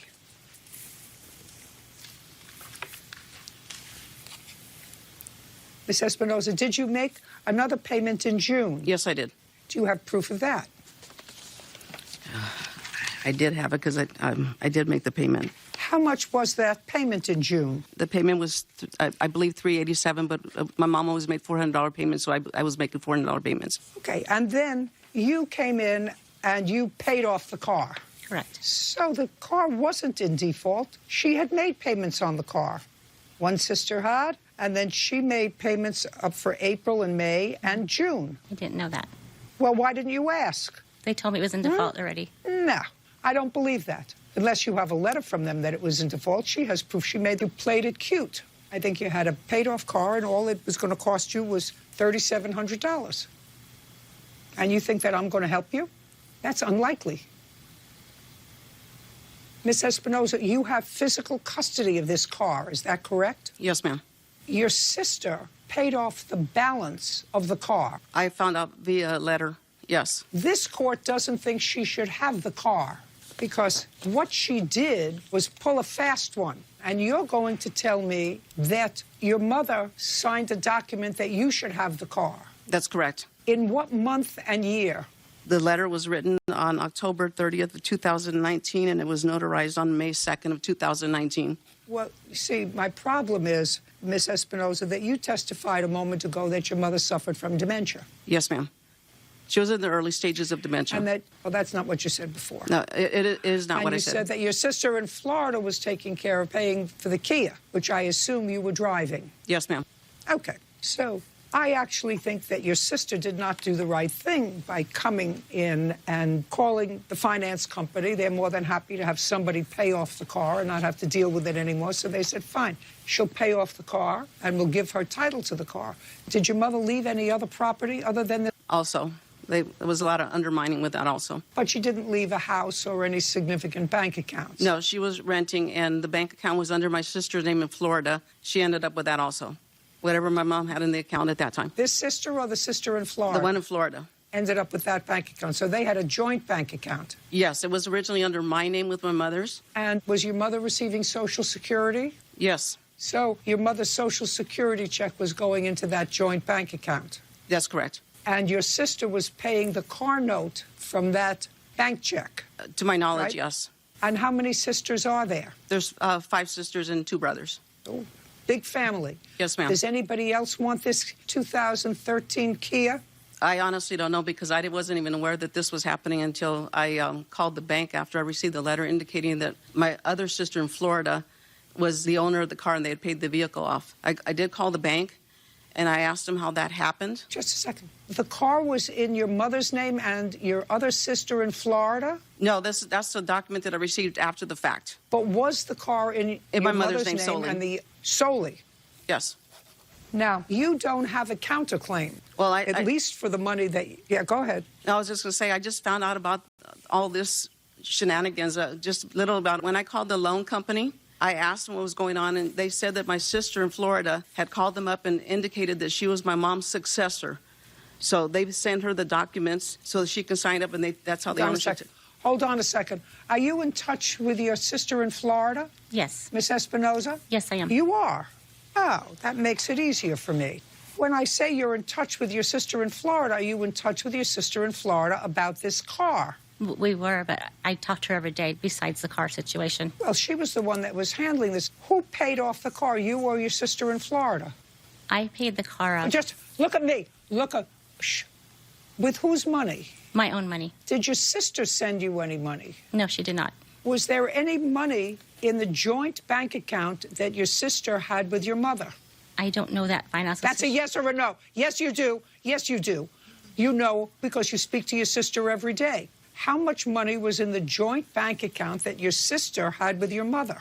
I don't know because I don't handle the financial stuff. Well, then I'm going to ask your other sister. She's going to give me an answer. And so if you don't know, I'm going to believe her answer. Do you understand that? Yes. How much money was in the joint bank account? Do you know? All I can do is estimate that there was approximately $8,000 in there, and then the stimulus check was added on there on April 29th. From Social Security every month? To be honest with you, no. Was your mother a working person? Yes, she was. Before she got sick? Well, What kind of work she had did been she do? retired for a few years already at that time, but she was also receiving compensation from my father's retirement also. And do you know how much she was receiving? No, ma'am. I'm going to repeat myself. Did your sister send you any money from your mother's joint bank account? She did not, Your Honor. Did you ask her about it? No, I did not. I don't believe that. Tell her why she started paying. Can I please say something? Yeah, now I'll hear you have a witness? Yes. Sure. Come on up. Judge Judy continues in a moment. Miss Espinoza. Yes, ma'am. I'm going to take a look at these bills while you had control over your mother's finances. So I'm going to ask you, did you ever use any of that money at casinos?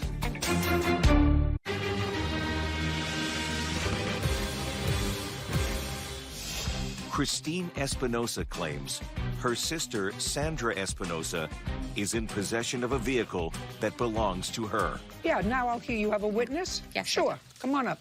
Hi, my name is Who Michelle are you? Espinoza. I am the sister-in-law. I am married to their brother. What so I the wanna know- reason what I want to- that the sister in Don't- Florida started taking over the payments was because in the statements that Sandy was taking money out near gambling places, near casinos and things of that nature, $400 at a time, $300 at that time. I have the statements here on credit cards that were in Georgia's That's from- name only. In the time frame That that we're were in- discussing, from Just a second. August to February. Okay. So what you're saying is that the defendant had control over some aspect of your mother's finances, and that was changed. Correct, because of the evidence that So we your found. sister in Florida. Exactly, because there was Okay. something that was not adding up. How much was not adding up? I have it much? here Look in at the thousands. I have it all highlighted on the money that she took out in the different places. I would say at least $3,000. And this was from...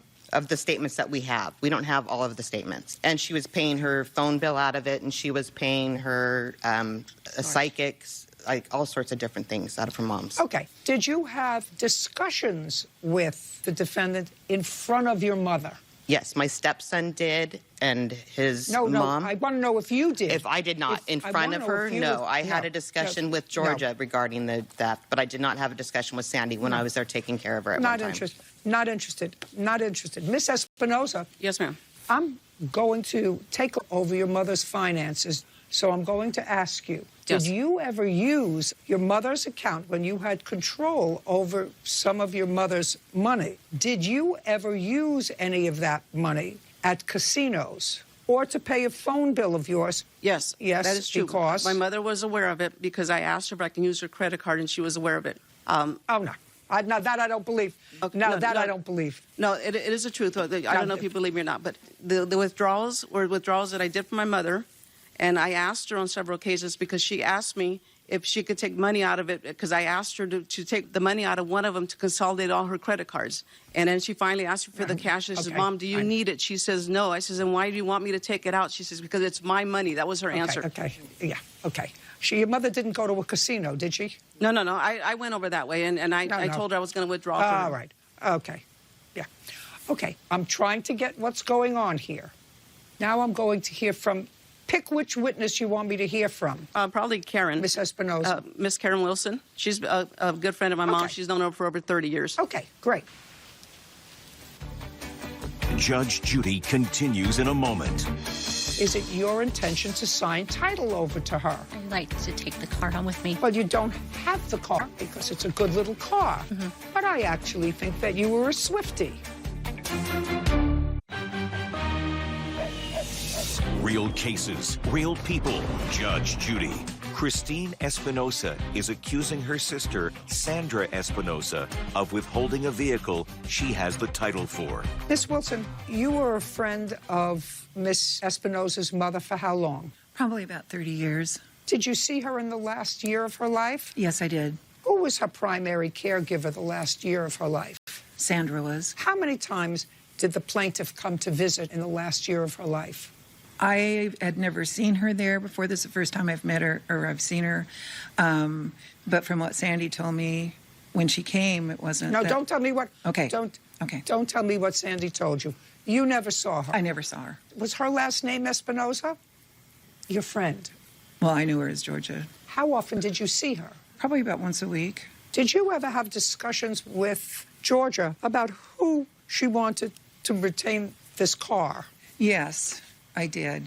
Back in 2018, Georgia was concerned that once she passed, it was going to be a big fight with her family, and it upset her. She was concerned about it, and I told her a list and who you wanted to go to whom. And so she had discussed with me and another longtime friend that, she wanted Sandy to have the car for taking care of her because she did such a good job, and she did. When I went over there, the house was always clean, Georgia was always fed, and, she was doing good. Well, so this is my question to you. Somebody paid off the car. Somebody was going to have to pay off the car. Make regular and consistent payments on the car. Otherwise, it was going to be repossessed. The plaintiff, although I think her motives were not born out of goodwill, and certainly the timing was not consistent with being a relevant sister, she did pay off the car. Your friend has been driving the car for about how long? 6 months? 8 months? Actually, the about car... 6 months. The car's been sitting for about 2.5 months when all this started. It may have been sitting, but prior to that, you drove it. Not frequently, but yes. You drove it in May. You drove it in June. You drove it in July. You drove it in August. You drove it in September. Then this all started. May, June, July, August, September. You drove the car for 5 months. And you paid $1,200. That's the only money that you say you paid towards the car. Yes, I was making the money. No, you made $1,200 worth of payments. At that time, yes. At any time. You never made any other payments towards the car. Judge Judy continues in a moment. Closed captioning sponsored by... Are you in a family dispute? Go to judgejudy.com. Like us on Facebook and follow us on Twitter. Okay, now, the only thing that you paid towards that car was $1,200, and you drove that car May, June, July, August, and September for 5 months. That's all I'm saying to you. That's either a yes or a no. Yes. And your lawsuit, actually, you're asking for $3,700, which is what you paid when you paid off the car, because your sister actually has physical possession of the car. Yeah. Now, is it your intention to sign title over to her? I'd like to take the car home with me. Well, you don't have the car. And I know that you would prefer to have the car because it's a good little car. But I actually think that you were a Swiftie. So I don't think I'm going to make that judgment, but I am going to award you what you paid for the car, which is $3,700. Judgment for the plaintiff. Thank you. In order to get that, we will hold to the car. You get your check. Do you understand? Yes. Otherwise, you get nothing, and you don't have a car. Okay. Got it? I got it. Perfect. We're done. Thank you. This case is concluded. Parties are excused. And on the next Judge Judy. Just vendetta. That's all it is. Just bad blood, what have you. I don't believe it was a vendetta. They were all there just a couple days after my mom passed, and you have to get out of the house. I wanted the car because it belonged to my mom. It meant a lot to me. You have to get out of the house. When? Now. I don't believe she deserved it. I mean, electricity was turned off and everything else. Yeah, it's all wrongdoing. She's stealing from my mom and taking advantage of her. They came in. You have to get out. That was my window there. We found statements. Her withdrawals on there. Just hurry. We stopped all the cards and everything. Because I knew what my mom requested, and I knew what her wishes were. Everything's about money, her. I don't even care if I even see them anymore. She's very sad that it came to this. There's been so much wrongdoing to her. I hope the best for them.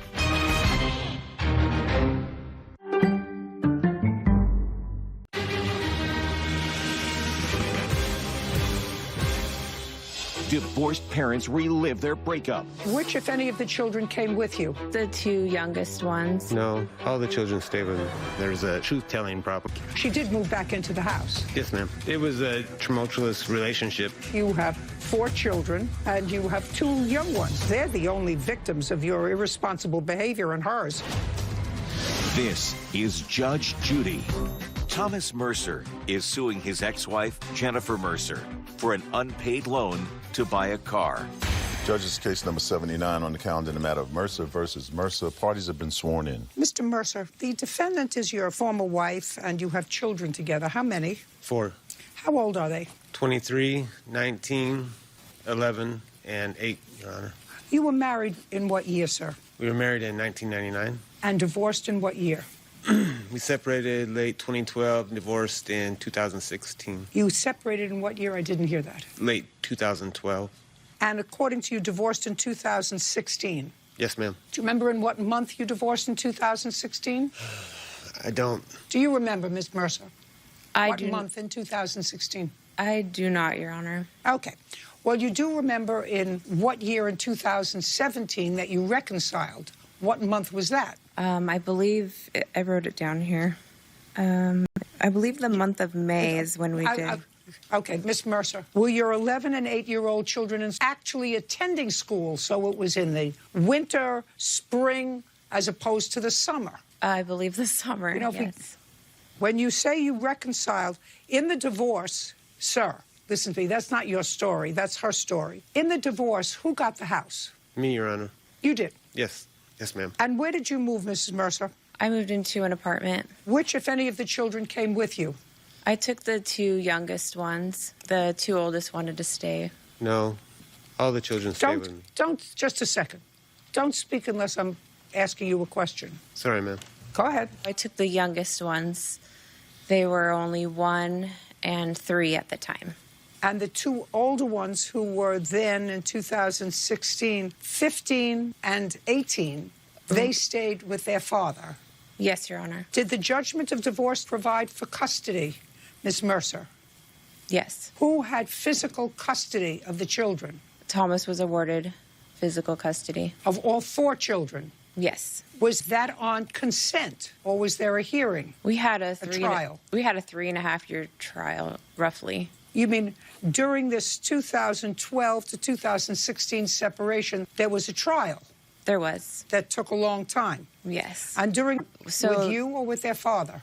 We were doing like a temporary order where the judge had time with me and then time with Thomas, with the kids. So it was a temporary order until it was final. That took too long for whatever reason. Yes, it did. I cannot imagine what reason. A trial involving young children takes 3 years. Ridiculous. All right. Now, at some point, you moved back into the house. That was in the summer of 2017? Yes. How long did you stay there? A little over a year. Until when? Until I was told I couldn't return. What month? What month? It was in May. So you were there for about a year? Yes. And, Mr. Mercer, this is your claim. Your claim is that in 2017 or 18, your former wife needed a car. You loaned her money for a car in which you took out a personal loan. Yes, ma'am. Is that correct? Yes, ma'am. And in what month and year did you do that? The loan was taken out in 2019. Your Honor, can I back up a little bit before that? Just a second. Is what you're telling me, you're going to have to show me the loan papers. Do you have the loan papers? Yes, ma'am. Okay. I want you to look at them and tell me what month and year you took out the loan. You say in June 2019, I loaned her $35,000 and working, and she needed another $9,000. Yes, ma'am. It's more money than I 5-1. had. So let me see it. Put it up on the evidence screen. The first loan that you say was June 2019. So in May 2019, which according to your former wife is the year after she moved out, because she did move back into the house. Yes, ma'am. And that was in 2017 to 2018. No, Your Honor, she lived in the house until recently. Until recently? Yes, ma'am. Is that what you're telling me? Yes, I ma'am. want to make certain. So she moved into the house in 2017, and she moved out recently in 2020. Yes, ma'am. And during that time, she lived together with you and the 4 children. Yes, ma'am. It was off and on again, Your Honor. She came to me in 2017 saying she needed somewhere to stay, so we weren't necessarily reconciling at that time. She needed somewhere to stay. Mr. Mercer, if you think, Mr. Mercer, that I think that your former wife came to live with you and the 4 children, and the 2 of you didn't resume cohabitating. Do you know what I'm referring to? Yes, living together. This but is a yeah, PG show. We did, but not initially. She needed somewhere to stay. She was in a bad relationship, Your Honor, and she needed to leave that house.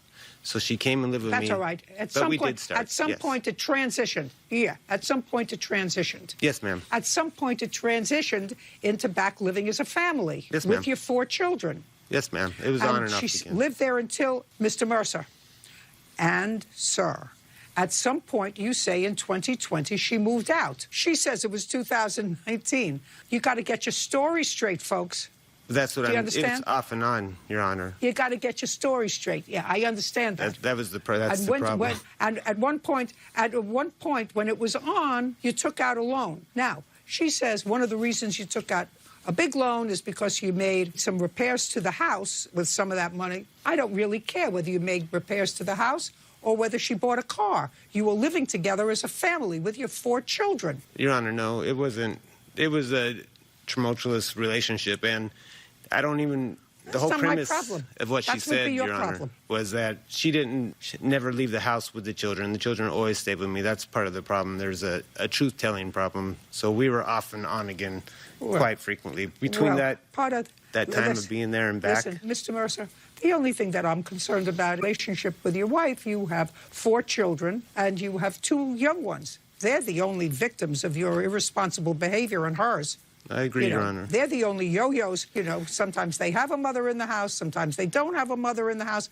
Judge did a long hearing. You got custody of the 4 children. She took the 2 little ones, she says, to live with her early on. Then she came back, and at some point you bought a car while she was living there. And Mr. Mercer. Yeah, Mr. Mercer. She had a car. You're not getting any money from her. You're not getting Your any Honor, money from her. I'm trying to tell you, initially she had a car that was having problems. I had loaned her $3,500 for that car to be repaired first.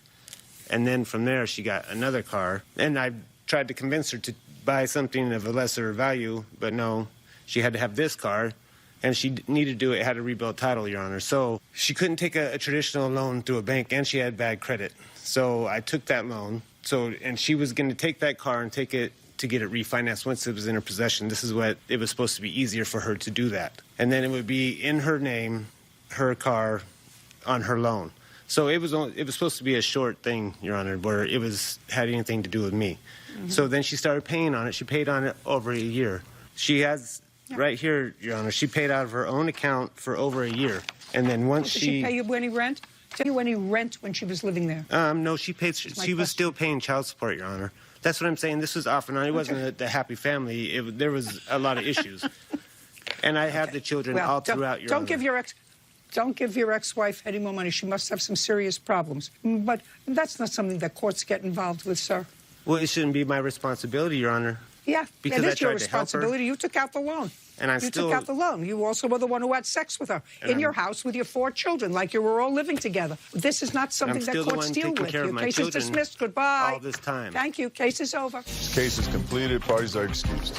No, I think it's ridiculous. I'm very thankful with the results that Judge Judy was able to see through my ex-husband. I'm being the responsible one, so now once again I'm beating it. It's a long, long battle I dealt with for many, many years. Yeah, I was silly. I shouldn't have let her back in. But once again, I guess I'll pay for that. He's upset that the relationship ended. No more loans. Probably never get married again. All parties in the matter of Sarkisian versus Zamora. Step to the podium, please. Artin Sarkisian is suing his former tenant, Adela Zamora, for unpaid rent and attorney fees. Mr. Sarkisian, this is your tenant, was your tenant. You purchased a building, according to your complaint, in 2000, and the defendant had been a tenant there when you purchased the building. Subsequent to your purchasing the building, you created new leases with your tenants, including the defendant. So far, am I accurate? That is accurate. Do you have a copy of the lease that you created with Ms. Zamora? Yes, I do. I'd like to see it, please.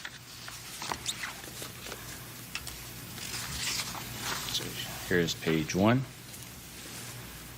Okay. And who were listed as occupants of that apartment? The occupants are David, Theodore, Andrew, Angelica, Isaiah, and Jaden. Okay. And that's the lease that you created. And at least one of those people who were listed as the premises will also be used by the following people. Is one of those people the brother that you have an issue with now? Correct. Okay. Judge Judy continues in a moment.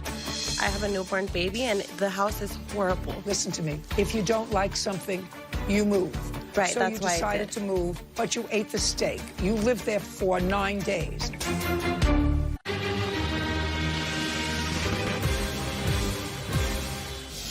Artin Sarkisian says former tenant Adela Zamora moved out owing for rent. Adela is countersuing for... Okay, so now this is what the case is about. Several years later, in October, or perhaps before October, when you were on a month-to-month basis with the defendant, she gave you notice that she was going to be moving out on October the 9th. She paid her September's rent. She moved out on October 9th. Part of your lawsuit is for the 9 days that she lived there that she did not pay rent, which my rudimentary math translates into $558 if you're successful. Ms. Zamora, did you, in fact, live in the apartment for 9 days in October? I did, yes. Did you pay him for the 9 days in October? I did not, but my rent was due on the 10th every month. Well, I don't care when it was due. It was beginning October 1st, so it may have been your last day to pay, October 10th. Yes. So you owe him the $558 I believe I don't for the owe 9 him days it that you...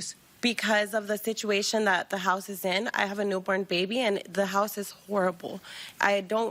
Listen to me. Okay. Listen to me. If you don't like something, you move. Right, so that's why I you decided did. to move, but you ate the steak. You lived there for 9 days. Yes, because I Just believed like he would you lived fix there in the month of situation. Listen, you lived there for years. You lived Yes. there in 17, 18, 19, for the 9 days you stayed there. This is the second part of your lawsuit, which is going to be dismissed. I'm telling you now, because you're not suing her for $558. You're suing her for $5,000 because you say she allowed her brother, who I assume is that person sitting next to you. Yes. Is that right, Ms. Zamora? Yes. She allowed him into the apartment, and he subsequently became a squatter. And he hasn't paid you rent. You had to get a lawyer involved to try to get him out. You couldn't get him out now. He's still living there, I assume. Is that right? Yes, he is. He's still living there. You can't get him out because of the COVID moratorium. Is that correct? That's correct. And you want to put her on the line for that because she let him move in. No, you let him move in, sir, Well, because you put him on your lease. But yes, Your Honor, I have text messages proving that they did move out in April of this year, and then Ms. Zamora had kicked them out because That was my other brother, actually. they wouldn't pay rent. Don't interrupt him. Okay. Because they wouldn't pay rent. It so doesn't matter to me. He was on the original lease. Correct. You can't sue her. If you But can't she sue is the him, you signee can't of, sue her. but she's the there. signee of the lease. She's the one responsible. In the lease, it clearly states when you terminate the lease. Just Good. for her, Correct. she owes you $558. You think that you have a cause of action against her brother? Use it. Well, in the Use it against her brother. She's not paying you anything other than the $558 But on that the she lease, owes you for 9 days. On the lease, under Section 19, upon vacating, you're supposed to take all persons and personal property with you. Carefully listen to me. She's paying you $558. They were month to month after the 2017. Was that renewed every year? No, it was not. In writing? It was just continued as month. $558. That's your judgment. Now, just for my own information, Ms. Zamora. Yes. How does your brother get money for food? So right now he gets That brother. He gets food stamps. So CalFresh. And how does he get money for clothes? He was working, but since the pandemic, they cut his hours at work. So he was working. Who was he working? Just a second. Who was he working for, Ms. Zamora? He was working for Wingstop as a customer service representative. For who? Wingstop, fast food restaurant. Was he working in the store? He was working in the store. From an office? In the store. And when you say they cut his hours, from what to what? So he was getting 40 hours. They cut him maybe to like 20 to 25 a week. And he's paid by... Does he have any other dependents? He does. He has his son and his wife. Where is his wife? His wife is at the residence that we're here about. And what does his wife do for a living? She does not work. Why? Right now, because she has to take care of a 3-year-old kid and she's pregnant. Judge Judy continues in a moment. This is a terrible, terrible time. And the government really wanted to protect people who had lost their jobs. But if you're working, you at least make some effort to pay something towards your rent. Real cases, real people. Judge Judy. Artin Sarkissian says former tenant Adela Zamora moved out owing for rent. Adela is countersuing for poor living conditions and harassment. All right, Mr. Sarkissian. Yes. Looks to me you're going to have to wait until there's a vaccine or until they lift that moratorium. Correct. You now know who he works for, and you know that he gets paid by check bi-weekly. Do you understand? Well, according to them, he does not work. So now she's saying he does work. He's been there for a year and a half, and we can get proof of that. Well, that's a year and a half. That's not years. He works there. She says he works there. Okay. So I will file a lawsuit. I mean, the moratorium against eviction for non-payment of rent is really for people who lost their jobs during the pandemic or who were suffering financially during the pandemic. And it's going to have to be up to your brother to, at some point, address why he was working, and he's still working, and he's living his life. He has a wife. He has a child. He thought he had sufficient financial resources to make another child, but he doesn't pay his rent. You think that that's fair? Judge Judy continues in a moment. Closed captioning sponsored by. Are you the victim of a scam? Go to judgejudy.com. Like us on Facebook and follow us on Twitter. Now, it's going to have to be up to your brother. He has a wife. He has a child. He thought he had sufficient financial resources to make another child, but he doesn't pay his rent. You think that that's fair? I don't think that You think that that's fair? No. It's not fair. It's not fair. This is a terrible, terrible time. And the government really wanted to protect people who had lost their jobs from having a whole swath of the country homeless. Right. Reduce your hours. You at least make some effort to pay something towards your rent and say, listen, I'm going to give you more as soon as my hours are back up. But right now they cut my hours to whatever it is, so I'm going to pay you half the rent. I'm going to pay you a quarter of the rent. But to say I mean, is your brother an unintelligent man? He's not. They have like a lot of finances, like gas, lights. Just a second. So he moved in. He lives there with his wife, a 3-year-old, and bringing another baby into that apartment. Is that right? Yes. And your counterclaim is that the apartment was in terrible condition. It's in very terrible condition. And you want to be compensated for that. Well, that's dismissed. $558. Judgment for the plaintiff. Thank you very much. We're done. This case is concluded. Parties are excused. Judge Judy continues in a moment. And on the next Judge Judy. We got into a disagreement and an argument over my boyfriend, the fact that they didn't like him and they didn't want him over anymore. Did he ever do in your apartment anything unlawful? Judge Judy. Looks like I'll be having to go after the brother next. The police got involved because he was saying that they were trespassing, which was very incorrect. So I went there with my contractor to change. This is a eviction